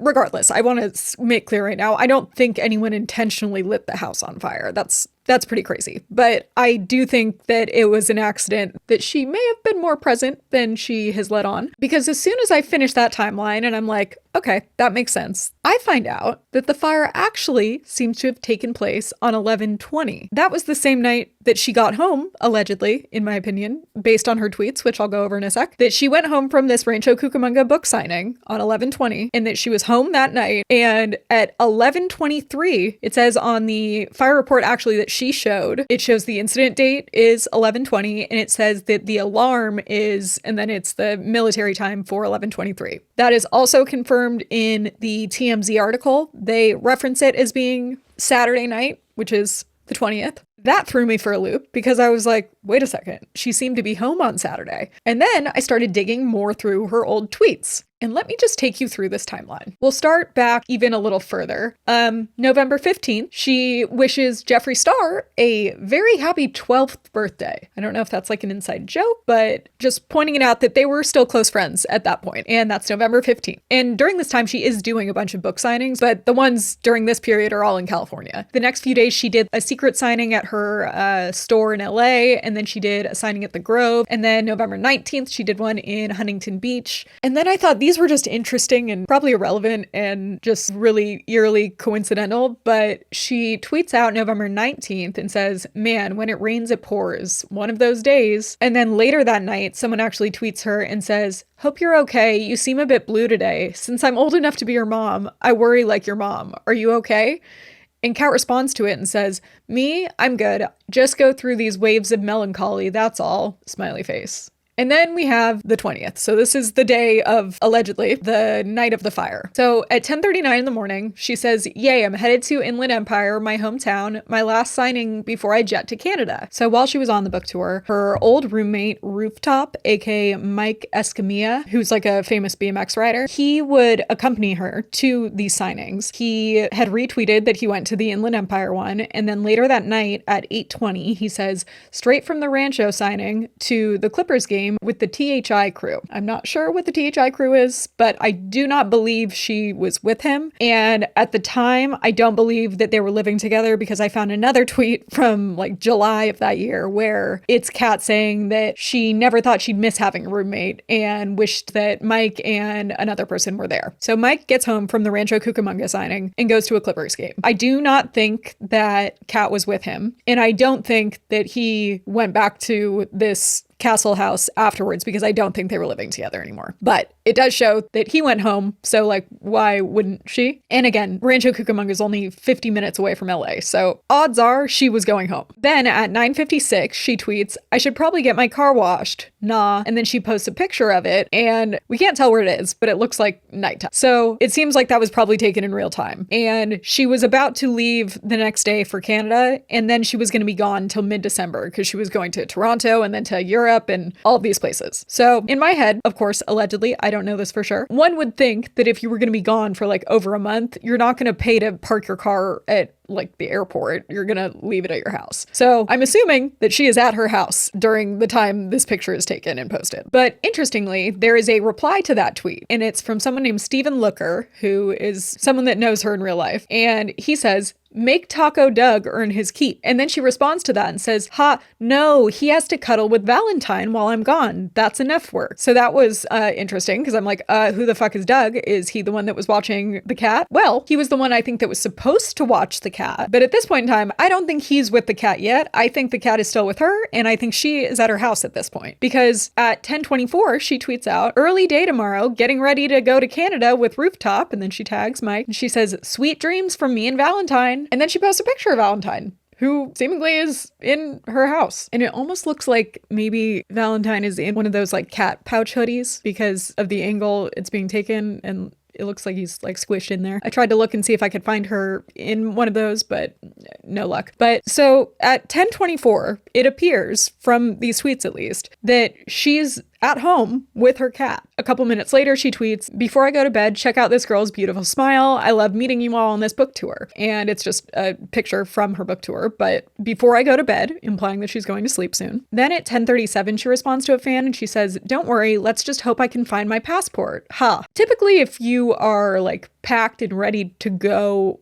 already to, like, if she's not going home and she's already packed for Canada, you would think she would know where the passport was. If she was not packed though, and she was still at home, that would make much more sense. And 10 minutes later, she tweets again and says, "I got it. I put it in the bag." So she's packing, it seems like, at 10:47 on November 20th. A little bit before that, she tweeted someone else and said, "I wish I got a fly to Canada tomorrow. I'll be back mid-December." So again, it's November 20th. She's flying to Canada tomorrow, so the 21st. And then someone tweets her and says, "Eek, I'm glad you loved the Black Rose. I hope you liked my letter as well." And Kat responds at 10:53 on 11/20 and says, "I did. It's by my bedside as we speak." Given she might not be at her bedside, but also when you look at all the other tweets, it kind of feels like she's like sitting in bed tweeting before she's about to go to sleep. At the very least, it seems like she went home after the Rancho Cucamonga signing. And then her last tweet of the night is at 11:02 p.m. and where she says, I know, I'm seriously gonna go to bed now. Sweet dreams, baby girl." Sorry, I lied. That's not her last tweet, because 3 minutes later at 11:05, she says, "Sweetest dreams to you and everyone else," to another fan. So 11:05, last tweet of the night. The 911 call apparently came in at 11:23. That's less than 20 minutes later. That is 18 minutes later. After her last tweet, the 911 call came in. So what happened within those 18 minutes? Because also, she's not the one to call 911. It's allegedly her neighbor, which we know because TMZ, a month after the fire, posted the 911 call, and here it is. And there's a smoke everywhere, and I think the house all on fire next door. What's the phone number you're calling me from? Okay. Do you know if anybody's in the house there? I have no clue. We just noticed the smoke, and we don't hear anybody, but we see the smoke everywhere. Is it dark or light smoke? It's white. Okay. The fire department's on the way. Stay away from the house, okay? If it gets worse at all and they're not there, give us a call back. But I have a lot of people going to help you guys out right now. Okay, thank you so much. Oh, you're welcome. Interestingly, that article says, one, that it was on November 20th, so confirms that. But it says, Kat was out of town at the time, but sadly her little kitty Valentine pictured above was there and ended up dying in the fire. But she wasn't out of town. At least it doesn't seem like she was out of town, because it seems like she was home. And the timeline keeps getting messier, because then at 8:02 the next night, she doesn't tweet anything all day, the 21st. But at 8:02 she tweets, "I hope Vancouver is ready for me in rooftop, here we come." And then there's a picture of her at the airport attached. So she's at the airport seemingly. Like, I think these are all in real time. 11 minutes later, she tweets, "Vancouver, here's info for tomorrow's signing." And she had spelled Vancouver wrong in that tweet. So then at 8:20, she tweets, "Hey, I'm sorry I spelled Vancouver wrong. Give me a break. Had a rough day and I didn't go to high school, remember?" A rough day makes sense, because that would have been the whole day she's dealing with the aftermath of the fire. And then at 1:49 a.m., she tweets her brother telling him that she just landed in Vancouver. So that's on 11:22, but it's at 1:49 a.m. So like she hadn't gone to sleep yet. So it's like kind of feels like it's still 11:21, you know, which I am only pointing out because at 1:57 a.m. she tweets, "My house burned down last night with my cat inside. Can you think of anyone else other than yourself?" And it's some like troll that's been harassing her, but she tweets him that, and that's the first time she has mentioned anything about the house burning down. So he must have said something that triggered her and she got pissed off and said that. Then at 2 a.m. she says, "Finally get to sleep away the remainder of today. Hope tomorrow is gentler." So then after like 4.5 hours almost, she tweets at 6:23 a.m. and says, "In order to gain everything, you must lose everything." And she attaches a picture of her inside the house after it had been burned. And you can see in this picture, it looks like it's daytime. Like that's daylight for sure coming in from the window. And just, you can see it's lit up inside and it doesn't look like it's from lamps, and it's certainly not from candles after it just burned down. But she's also wearing sunglasses in it, which also points to it being during the day. The only time she would have been able to do that is if she was home on the 21st, because the fire happened the night of the 20th. She either was or wasn't there. It seems like she was, but the only daytime that she had that she could have possibly been there would be the 21st. So at the very least, she was there the morning after it happened, because at this point she's in Vancouver. So like she couldn't have gone, and it's still early in the morning. These are all PST. So then she also tweets RIP my little Valentine and posts a picture of him. And at 10:28 a.m., 4 hours later, she tweets, no, I'm not canceling the rest of the book tour. Rooftop and I are here in Vancouver. Thank you all for the comforting words. Means so much. And then after that, she says, Vancouver tonight, Toronto tomorrow, and Europe after. I am truly blessed. Which feels like kind of a weird thing to tweet, like the day after you were just dealing with your house burning down, but whatever. Then she does proceed to go to the Vancouver signing. And then the next day, an even weirder tweet, in my opinion, is all the loving comments you guys have sent me mean the world. Hope you guys aren't sad. It's hard, but everything happens for a reason. XO. I would argue that there's no reason for the cat to die. I don't know. That's interesting. So the 20th, it seems like based on her tweets, like those all point to her being there. Like I know I'm reading in between the lines a little, and again, this is all alleged and this is just my interpretation and my theory, but it seems like she was home. So the question is, where the hell did she go between 11 and 11:23 when the 911 call was made? Because like I guess she could have like gone out and been like grabbing some food or something, or I don't know. I guess she was dating Jesse James, but he lived in Austin, Texas, so I don't think she was like staying with their boyfriend. Also, it seems like she like had a lot to do before this Canada trip, so she was like gonna be home. I don't know. It just seems crazy that like what happened within those 20 minutes, or where was she before, and I'm just not reading them right and she wasn't home. But doesn't that seem strange? Like, doesn't it seem like based on those tweets she was home? Or am I crazy? And if she was, then where'd she go? And was she like just, did she go out to get food and then just didn't come back until her house was burned down? Like, I just think it's so strange. And what's even stranger is all the discrepancies between all of the different reports I've seen. Like, we have ET saying, Kat Von D tweeted heartbreaking news over the weekend when she lost her cat, wrote RIP my little Valentine, after breaking the news on Twitter that a fire early Monday morning burned her house down. It definitely was not Monday. That's absolutely wrong. Then we have the TMZ article that actually does say that sources tell TMZ the house fire call came in at 11:23 p.m. on Saturday night, and 6 fire trucks and 2 ambulances responded. It's unclear if Kat was home at the time. We're told it took 30 minutes to extinguish the flames. It also says calls to Kat's reps have not been returned. Then we have an NBC article that says fire crews responded to an 11:23 p.m. call Sunday for Von D's Hollywood Hills home, TMZ reported. But that isn't what TMZ reported. They reported Saturday night. So this is just wrong. Then we have Us Magazine saying a rep for the LA Fire Department confirms to US Magazine that the firefighters were on the scene at 11:23 on Sunday night. So the only consistent thing here is that 11:23 is the time that they were called, which actually does line up with the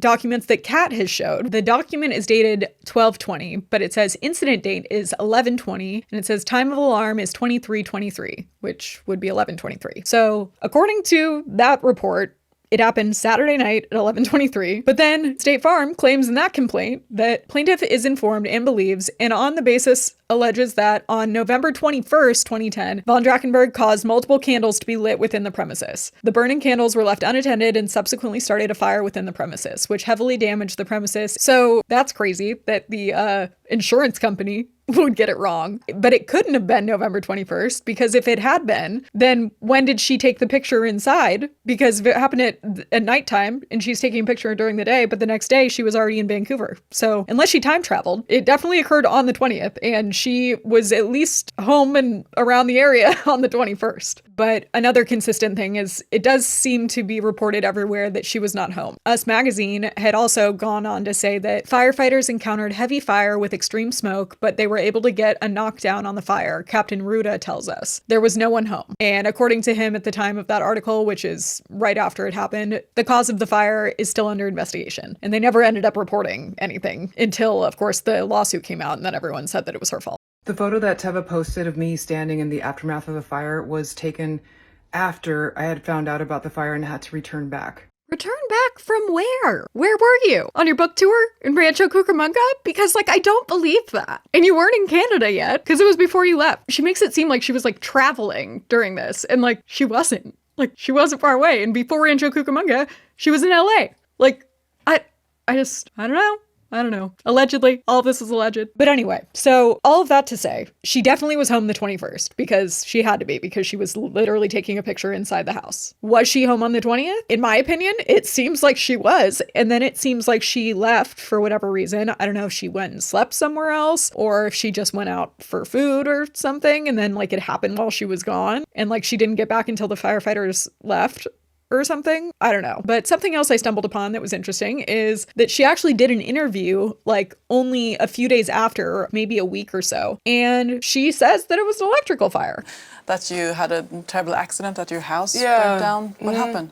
Well, in the middle, I've been on a book tour for the past 2 months, and right in the middle of the tour, there was an electrical fire in my house, so it burned down, and I don't, the stuff that's in my house, I loved it, but I'm not attached to material, so I'm not so much affected by the house, but my kitty cat was inside the house, so I think I'm more saddened by that. Yeah. It died? Mm-hmm. So, so then, everybody's like, why didn't you cancel your tour? And I just think I could either stay home and be depressed or come out and continue my tour and meet a lot of smiling faces. And, this is like my first time in Sweden where I actually get a chance to meet fans. Normally I was here on the road on tour, and so I didn't get to meet a lot of people. So that's interesting because it feels like, how would she know that if a month later, when that report that she shows us says inconclusive and undetermined? And then when you look at her history of candle use, which I actually found an interesting post on a message board from November 22nd, so just 2 days afterwards, before any of the lawsuit came out or anything. And it's someone basically saying they used to be a fan of her and they're not anymore. But they point out that apparently she had another cat before this and he had died of a disease. She talks about that and then she says, and now I can only assume this fire was started from one of the 300 candles scattered around her condo. How sad. I just feel like she is neglectful, not only to her staff and crew, but to herself and animals. So clearly she's known for having a lot of candles. And it might be because she posts about them constantly. These, I will preface, are not from that house that did burn down. They're from the house afterwards and then also from her office. But I doubt that was the first time she ever dabbled in this. After she moved, this is what her house looked like. That's her fireplace. And those are quite a bit of dripping candles. Just quite a bit of candles in general. A lot of fire. And that wasn't an isolated motif that she was leaning into, because at her office for high voltage tattoo, we have this area, which is cool looking, I guess, also a little creepy, but there's no shortage of pictures that show off. I don't even know what to call this. It kind of looks like an altar of some kind, which is another thing we're going to get to in a minute, actually. She used to be quite into witchcraft and the occult, both of which tend to incorporate a lot of candles into their rituals and spells and practices. So again, I don't know if that's what she was doing, but a lot of people have suggested that that could kind of explain the obsession with candles. And I think it is fair to call it an obsession with candles. That's a lot. I've never seen anything like this. Even more crazy is why would you have that many candles after you had your house burned down? And now we know that there were 2 fires even, because there was one in July too. And just so you guys know, sometimes when there's excessive fire damage like this, having an inconclusive outcome is not out of the normal. I don't think that's true, first of all. But second of all, maybe she said that because for her it is, because don't worry, she had a 3rd fire. This one, though, was at her tattoo shop, and that one also was inconclusive, but a lot of people have theorized that since the majority of the damage, which actually spread to the businesses next to hers too, so it wasn't even just her business that got wrecked, but apparently the majority of the damage was in the area near her desk where she had this fucking, altar set up. Allegedly, that's what I read. I don't know for sure, but where all of the candles were is allegedly where a lot of the damage was.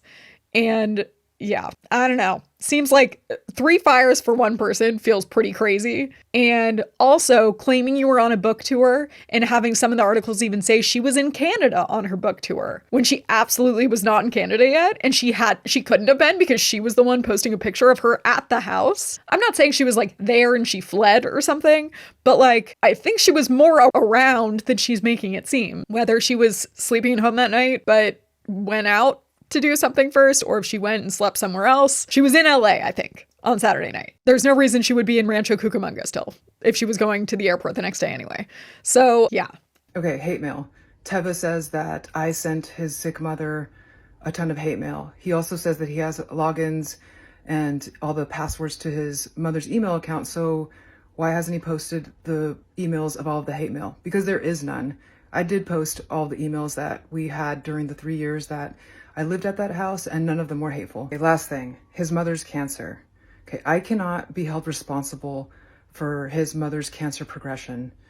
She was diagnosed prior to the fire even happening in 2010 and didn't pass away until 2025. So I'm really not sure how I could be held responsible for someone's cancer progression for 15 years. I know everyone grieves differently when they've lost somebody that they love, and I genuinely, sincerely pray that Teva and his whole entire family are able to somehow find peace one day. And look, I don't think Teva is lying. I think he's just operating with whatever information that he has, and I think he's also operating emotionally from a place of resentment and wanting to blame somebody, and I think that's understandable. And my heart really does go out to him for that, especially when people are still in the grieving process. So I am definitely asking my fans and my followers to not go over to his page and engage negatively. I don't want to spread any hate more than there already is out there. I don't think anything gets accomplished with that. I'm probably going to figure out how to turn off the comments for this video because y'all like to fight in this comment section. And, you know, I don't think we need to continue spreading any more negativity. I love you guys. I hope you guys have a beautiful day. Mwah. And she has indeed turned the comments off, so nothing to see there. Here's where I'm at. I believe it's likely, I don't know for sure, of course, allegedly, always, but I do think it could be true that she did leave candles burning, and that is what started the fire. Do I think it was intentional? Absolutely not. I do not think she intentionally burned someone's house down, burned all of her belongings, and killed her cat. Like, that's ridiculous. I also do find it kind of ridiculous that he is trying to blame his mom's cancer coming back on her. I was not gonna say anything because I assumed that she died like a couple years later, but she died 15 years later. And like Kat did settle in court, so she like did pay, like she didn't leave them financially ruined. They ended up getting more money than the house was worth, I guess. So not saying that it wouldn't have stressed his mom out, but it just feels like it's a little too much, I think, to put that on someone. Some of you might disagree. That's a little ridiculous for me. I don't know how I feel about that. Also, when, you know, there's another update. Just when I was recording this, I saw that Teva's actually posted a final response. So this is going to continue being 5 hours long. I was kidding. It's not that long, but I've probably been talking for way too long now, so I apologize. Anyway, here's what Teva has to say. Hey guys. Oh, I just bumped my head. I wasn't going to respond, but after giving it some thought, I've decided I probably should. So I'll keep it short and I'll keep it final. Here are my thoughts. She tried to use her platform to maybe silence me, get a last word in, I don't know. She mentioned legal repercussions. She turned off her comments, and she showed a preliminary fire report, which, if you don't know, a preliminary fire report is a report that happens before actual investigations are concluded. Not to mention, her fire report counters what she said in the first video of the origin point.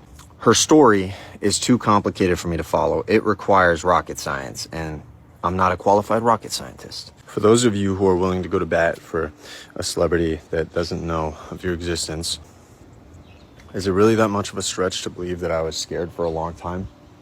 The inside of my childhood home burned. The person who did it denied it. My mother was scared. There were things, like I said, that I'm not going to get into. There were trinkets left around the home that scared me to my core and still to this day make me uneasy. Not to mention, the person responsible was openly practicing witchcraft at the time. I want to talk about why I started this account with the house. It is because this home was my mom's art, and it's the final piece of her art that I have. For me to share my mom's art with the world, say an A24 project or maybe like a high-end fashion campaign, it would make me so proud, and I know it would make my mom so proud. The other day, I had a meeting with a really cool company, and I got to tell them all about my mom, the house, how it came to be. We may work together. That is why. Teva, I was really on your side, but now you're doing things that are making me a little, don't get me wrong, maybe that is how he wants to honor his mom, and honestly, that's fine, but I don't know. It's clouding the intentions a little bit for me. Does that change the fact that his childhood home burned down and that it was Kat's fault, potentially. No, I think that that's horrible. It was irresponsible and it shouldn't have happened. And then also, the witchcraft. So he has been like hinting about this the entire time, but as we mentioned earlier, Jeffree Star has inserted himself in this situation, and he went live after he had reached out to Teva in the comments of his video, and after that comment had apparently gotten 80,000 likes. So we're not going to watch a lot of this, don't worry, but this is what Jeffree posted. I don't find it funny. I don't find anything about it funny. So that's all I have to say about it. Now behave, stop asking me dumbass questions, and shut up, okay? Oh, my comment has so much attention on that man's video. That's why. You guys, me and him are talking directly. I don't owe anyone an explanation, okay? Me and him are talking. I don't owe anyone an explanation. I had no idea my... Morning. Oh, my comment has 80,000 likes. That's why y'all are up my ass about it. Okay, got it. Okay, I hadn't revisited the video or really seen what's happening. Okay, well, you guys will get over it. I'm done addressing it. I'm gonna go back to living my beautiful fucking life and listening to Metallica.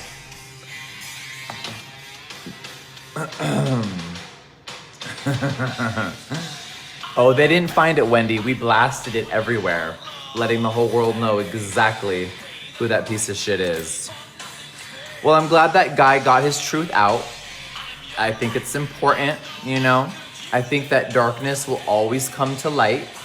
And unfortunately, there's a lot in my head that I have experienced. There's a lot of things that I know. And unfortunately, you know, a lot of my old friends turned out to be really awful, nasty people. So you'll see that he holds up his phone 2 different times, actually, to 2 different parts of the conversation that he's having with Teva. And it's a little blurry. And by a little blurry, I mean it's very, very blurry and you can't really read what it says. But I may have run it through a enhancement tool. And I think I have a pretty decent transcription of, again, there's 2 different screens. So both of them. I had to flip them first and then I had to do some stuff. But here's what we got for legal purposes. I don't know if this is what this says for sure. The validity cannot be promised. But I think this is the gist of what they say. Hey, I would be open to having a private conversation. As her former best friend of 12 years, I unfortunately saw a lot of things I didn't want to see. She kept the lawsuit hidden from all of us, so this is the first time we are hearing of it. Right off the bat, I'm gonna call bullshit on that because there was plenty of articles going around about the lawsuit when it happened. So I don't think Jeffree Star just didn't know. That seems ridiculous to me, but it's Jeffree Star, so who's surprised? Then Teva responds, and allegedly, I think, possibly says, there's also possibly something my mom and dad had to deal with that essentially left my family home haunted after the fact. That's largely what my mom's book explored. And to be entirely honest, that's why I'm even nervous to talk about any of it. It's like the area of LA he lives in. I'm going to block that out. But it says, I'm in blank, would be really interested in talking, can make myself available around your schedule. And then, of course, Jeffree responds and says, oh no, why did you delete the video? Your truth was so powerful. Okay, bear with me. This next one's a little more rough. He flashed this one pretty quickly, and I don't know if all of this is right, but I think I have some of it. This first one, definitely not as competent as later on, but something about will be here. And then I think it says, I was shocked you something. Then I'm not really sure what the next 2 lines say. And then I think it says, she is a black soul and a liar, and I'm so sorry for what you guys went through. Again, these are not 100% correct. I think there's definitely some room for error, but I tried my best. That's why the episode's so late. I'm sorry. Anyway, it continues, and these ones I feel much more confident about. There's a couple words that are questionable, but hey, Jeffree, BuzzFeed, I'm positive it says that, just reached out to me and made it seem as though they were working on a Kat Von D response piece. I caution them against trusting her. If they go public and she lies, which I can only assume she would do, I really would love to talk to you. Hoping you will still be here. I kind of am kicking myself for opening up this can of worms. Fuck, I don't like this situation. I was just trying to tell my own story, maybe my mom's story. Not entirely sure. I feel that perhaps you are one of the few in this world who personally knows how dark and vindictive she can be. it's disheartening. Sir, I think you're talking to the wrong person. But yeah, again, that's all alleged. I cannot prove that is exactly what was said, but I think it's a good guess. Anyway, glad that's over. The witchcraft stuff. Apparently, a few years ago, I guess she decided that she was gonna like get rid of all of her witchcraft stuff. And she posted a picture in her house and then a picture of a bunch of books that include Sorrows of Satan, The Encyclopedia of Witchcraft and Demonology, The Witch's Way, Satan's Circus, Alchemy and Mysticism, Aleister Crowley book, A Treasury of Witchcraft, Wicca for one, Cosmic Serpent, A History of Magic, Witchcraft, and Occultism. So yeah, needless to say, she was really into witches, Wiccans, the occult, Satan. I don't think that was a secret. Obviously, from her home decor, you could see that that was definitely her vibe. But she posted this in 2022, and it's basically saying that she went through her library and threw out books that just don't align with who she is anymore. And that the truth is, she just doesn't want to invite any of these things into her family's lives. And apparently that is fueled by the fact that she is now a Christian. I don't know, maybe she was a Christian before, but she's like really leaning into the Christianity now. And it's like against her beliefs. But it's all interesting because Teva is basically insinuating that she was practicing witchcraft and potentially that's what the candles were involved in, and that it left some kind of haunted mark on the house that then him and his parents had to deal with afterwards. He doesn't really go more into depth on it, and I'm sure him and Jeffree are chatting up a storm, but interesting aspect to the entire thing. I think that even if she was practicing witchcraft, I don't know if that has anything to do with the fact that there was an accidental fire. I think it's very unfortunate, and I am so sorry for Teva and his family, and also for Kat, because again, she lost her kitten and all of her belongings. I don't think she wanted that to happen. So I think it's a really unfortunate situation for everyone. I do think that if Kat is aware that it was a candle and that it was her fault, I think she would be providing Teva with a lot of closure if she would come out and say it. I also think her lawyers probably would not let her come out and say it. So I don't know. I don't really think there's anywhere really to go from here, but I will say the castle is really fucking cool, as you've seen from the pictures, and it is available to rent on Airbnb. So I recommend you check it out, and I wish the best for everyone involved. Anyway, I think that's it. I don't even know what to say or think, and I don't know. Let me know what you guys think in the comments below, because I was like kind of believing her story before, I guess, but this just totally blew it up and it makes no sense. Because she's even like, how could I have started the fire when I wasn't there to light the candle? Well, you were, though, I think. Like, that's allegedly, of course, but like, it seems like you were there and you would have lit the candle and you did light the candle. So what the fuck? If she hadn't said that, I probably wouldn't have dug into it so much. But it was like, I even was ready to say that she had lit it and then left for the airport or something. But it was the day before that. So I don't know. I'm losing my mind. Anyway, thank you for listening. Bye. Anyway, we love the internet. Yes. Okay, my we love the internet is so incredible because, you know, being a mother in any species, I mean, you just really guard your children, and I think that's so beautiful. This is a bird, okay, and there's like some farm equipment that's like coming towards like her babies, and she literally like stands up to this machine and she's like, bitch, get the fuck off of my shit. Okay, my kids are here. Oh my God. She has her wings out. She doesn't want to let them pass, and then they realize like what it is, and you'll see in a second.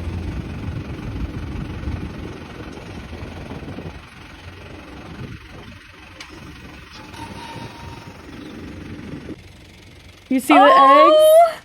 She was guarding She was ready them. to take on a fucking tractor. Look at her sitting over them. She's like, thank you very much. Move the fuck on. Thank you. Like literally. Oh my God, that's crazy. Isn't it? Then she was literally just like, I'm gonna stop this she was large like, get the machine. fuck off. But like she was screaming at them. And I they wish listened. I knew how to speak bird. I mean, thank God they saw it. I know, she's so tiny. Yeah. Best case scenario for sure. Okay, I have two options. Did you watch Pretty Little Liars? Yeah. Then I think I have to pick that one. It's really funny. Okay, so I have one option. The other one was a dog. I mean, isn't that every week? No, so this is a girl and she's playing all of the characters, and it says every Pretty Little Liars episode. And it is so accurate.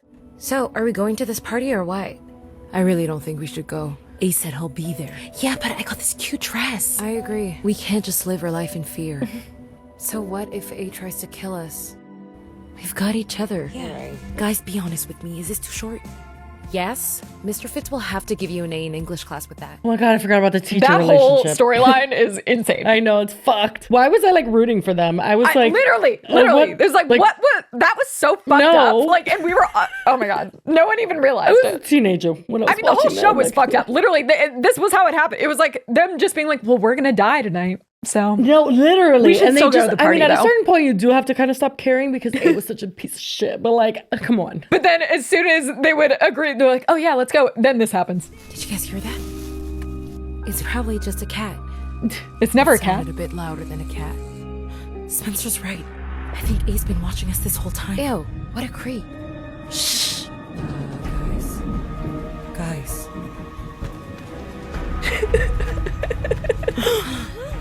I'm scared. What does it say? Twinkle, twinkle, little stars. I know exactly where you are. Hey. And they would all read it out loud together every time. No, that is true. She slayed that. The production value on this is great. For And you could Instagram. tell Wow. like what character was what. Like she really Yeah, embodied that's each great. of them. I love that. A lot of And I love the attention to A detail. just like kind of like weirdly like walks. Well, anyway, guys, my goodness, if you made it to the end, we appreciate you. We're gonna try to do 2 topic episodes, okay? It really We're gonna wasn't try. intentional. Yeah, It let us really know if you want to wasn't, like, hear for the real Lego this time. thing. Yeah, let us know. But anyway, we appreciate you, and as always, we will see you on Tuesday. Bye. Cheers.